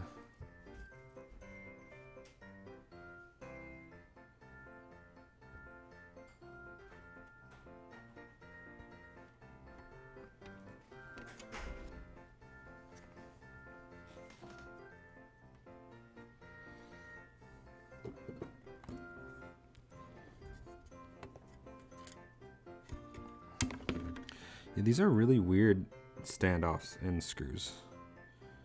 It seems like they should come with washers, but they don't. And I don't understand. It really seems like these should have came with washers. Unless these are two different screw sizes. But I don't know why they would make the holes different sizes.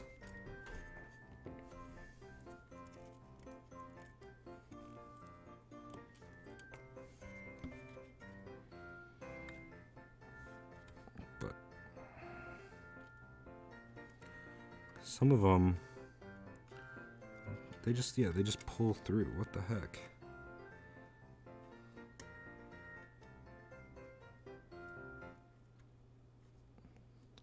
I guess we can't put them too tightly.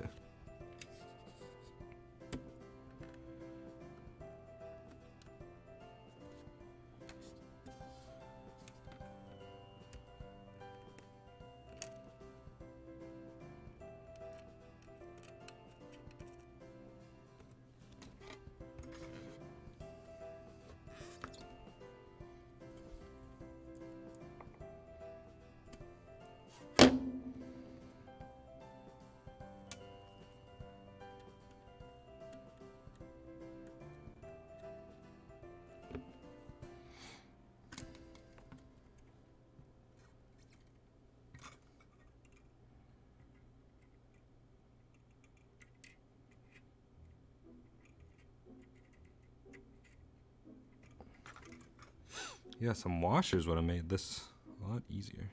But I guess not. Or separate the screws or something, if they are different sizes.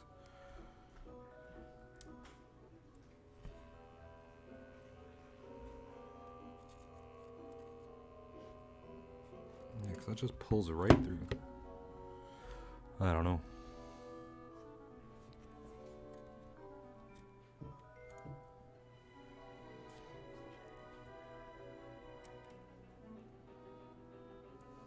Maybe they are different diameters. One pushes through. This one does not. So maybe they might be different diameters. Oh, also these are legs. I'm just a fool. Oh, never mind. What? Never mind. The legs? That is your top coming through it. When she sits down, it looks like just your You want to put a wrap around the top here? I don't think it has Go for it. Alright, that pulls through.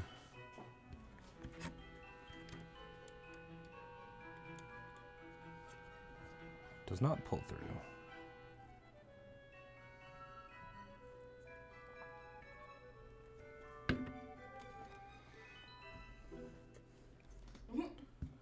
Maybe these are different sizes.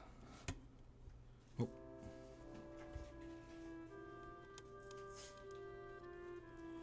That just seems silly.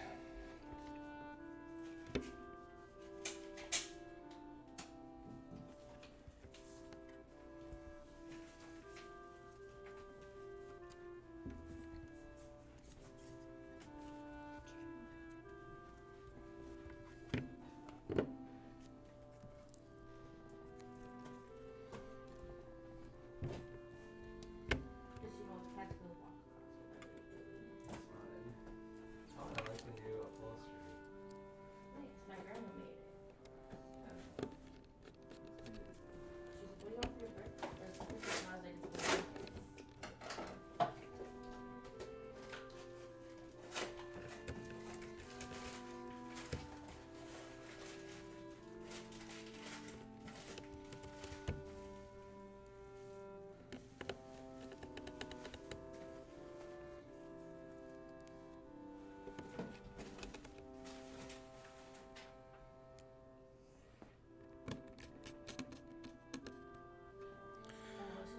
The only thing I think I should have changed was Darn it, I thought this was Chris's, but it's my not. lack of So nice. understanding of LEDs. But I think I'll definitely go back and try and finish this one day. So I was like, oh, it's the other figurine. Because I think Christmas, and I was like, I'm just like, finishing what I set out to do would be cool for this build. But pretty much just trying to get a finished product currently. So that's annoying, but oops, what just happened?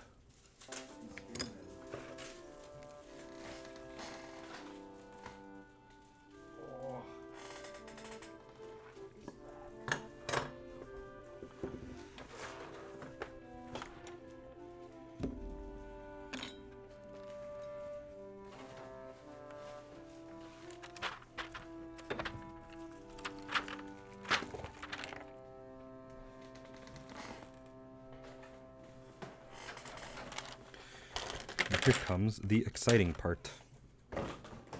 None of it's really that exciting. It's just a keyboard, but you get to see it all come together.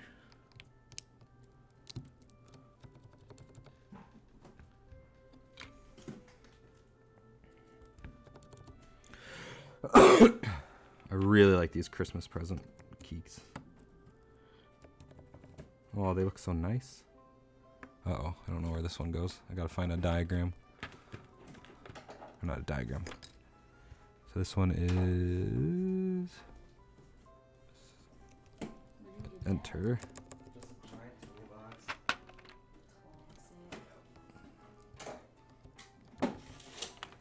Every time he tries to work on his cards really sad, he goes to like 4 different places and still can't find the thing that he needs. I think that's also a classic dad.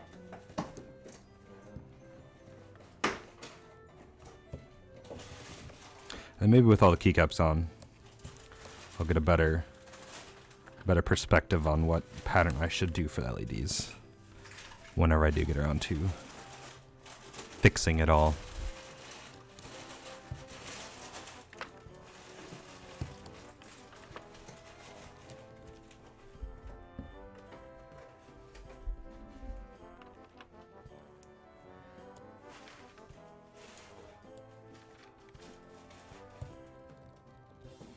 Switches feel pretty nice though. It's my first time really utilizing Aliaz switches. They do have a nice, I guess tactility would be the right word. They have a very nice tactile feel. And they're silent, which is, I picked silent switches because of like, I could make some sort of pun, like Silent Night, the Christmas song. Silent keyboard. I don't know.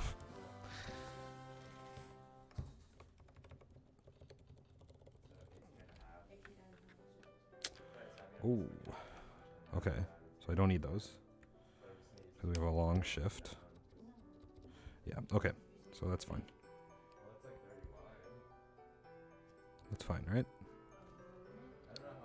I'm thinking through the layout in my head. I'm hoping that everything works fine.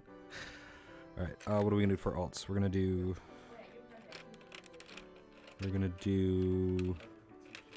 the gloves for the alts, then we're gonna do presents for controls, candy canes for whatever this one is,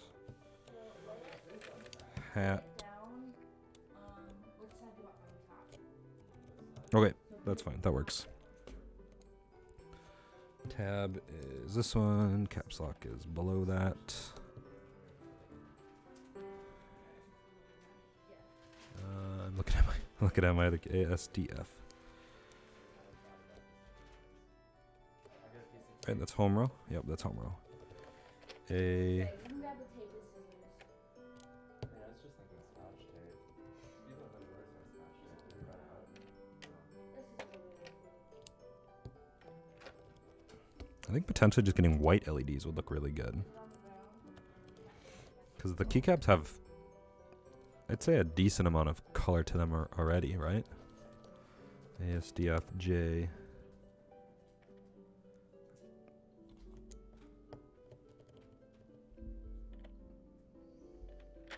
I'm missing my F1 key.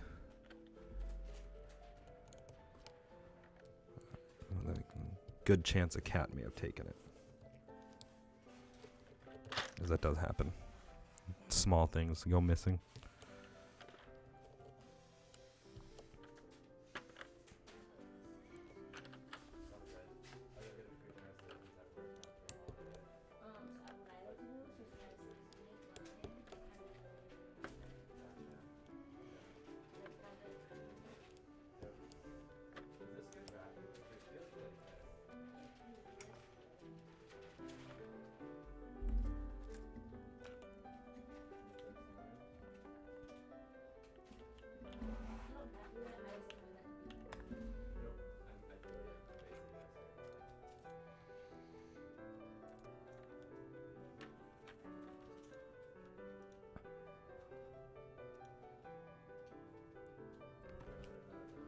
I gotta plug this in again. I gotta find out what key that is.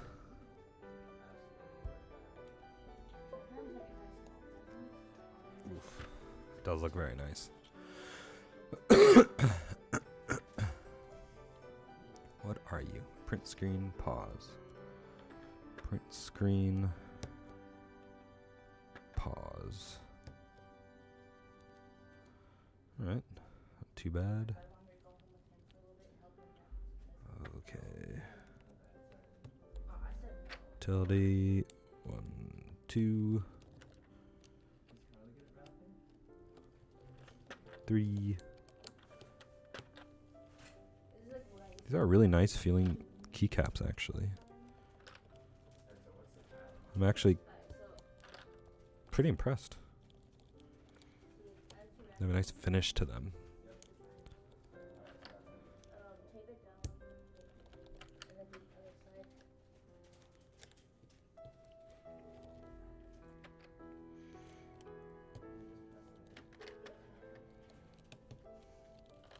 There's F1 key.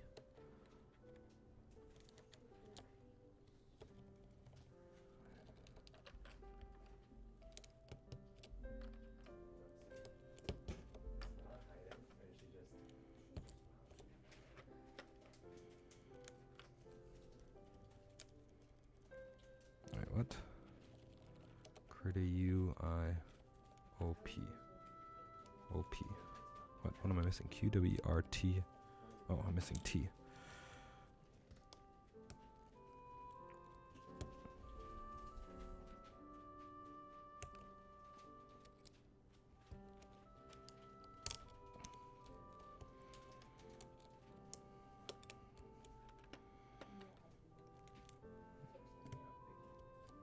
Ooh, I don't know if I'm able to use this. Camera does not have good exposure. I tried turning it as much of it as I could off, but clearly it did not do much. This is HJ. I mean H. Yep. J. GH.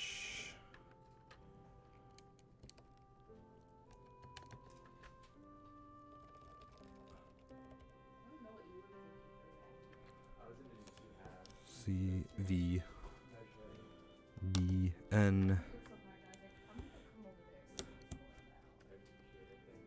Ooh.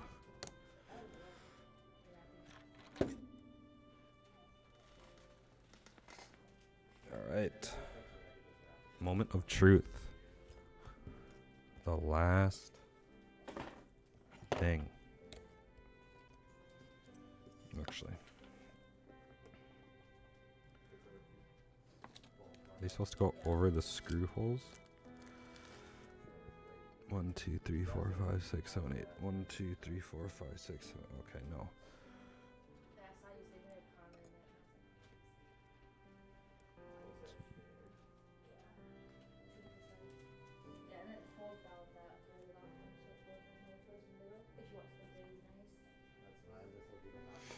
I don't wanna finish it just yet. Trying to get everything else done. And then we can just be done. Done.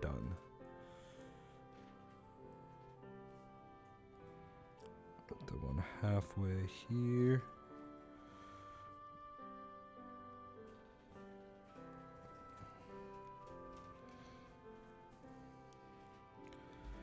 One halfway here. Oops.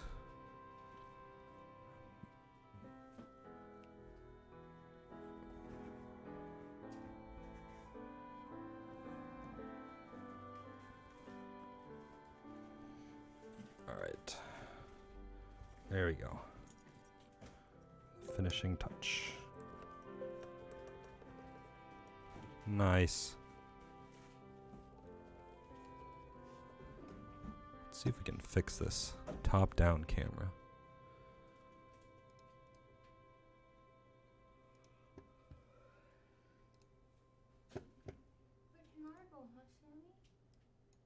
Probably has a suit in your closet. She's probably hiding in there.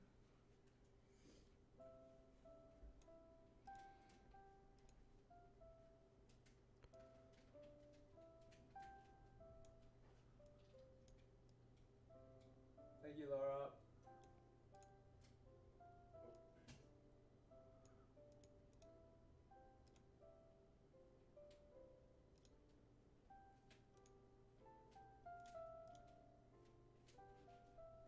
It's a little better.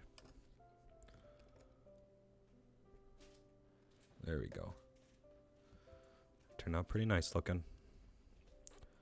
Definitely would have looked better with some perky LED, but I guess we had a setback. I wonder what the default. So this is. Really hope this is.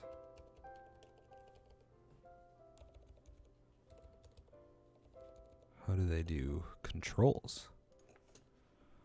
Let's test. What am I searching for?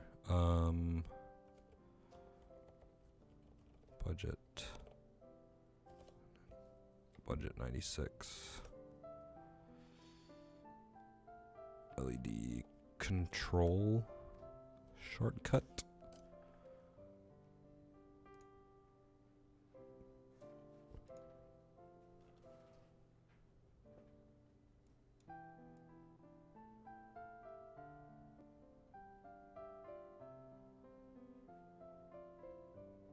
Okay, here we go. So it'd be this one. I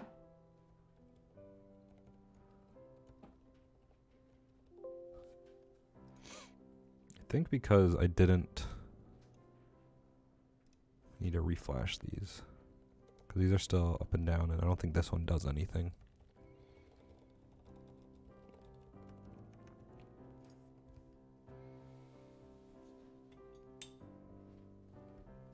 There. Let's see if we can see the LED, the underglow a little better. Yeah,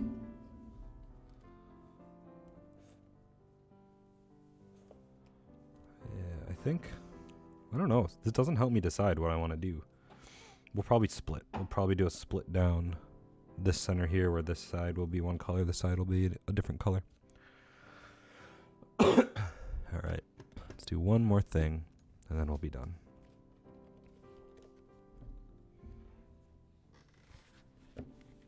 Gotta do the all-important typing test.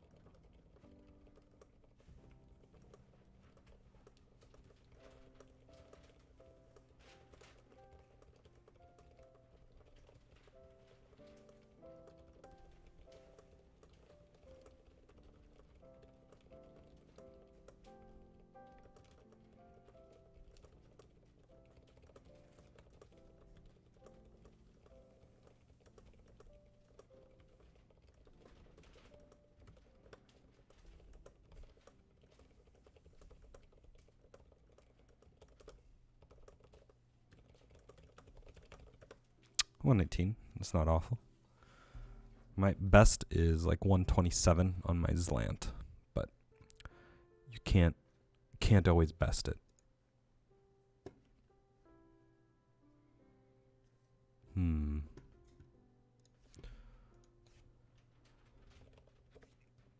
It does feel really nice though.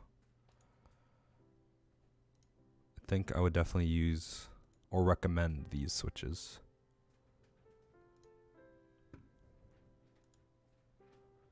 Definitely think I'd recognize these switches. They do feel really nice. They have a really good like pop return, if that makes sense. Like when it pressed down, the pop up does feel really nice.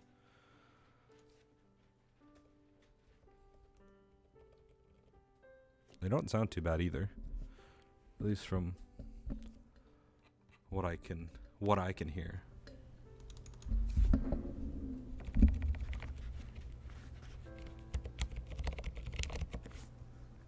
They don't sound any sort of like extraordinary, but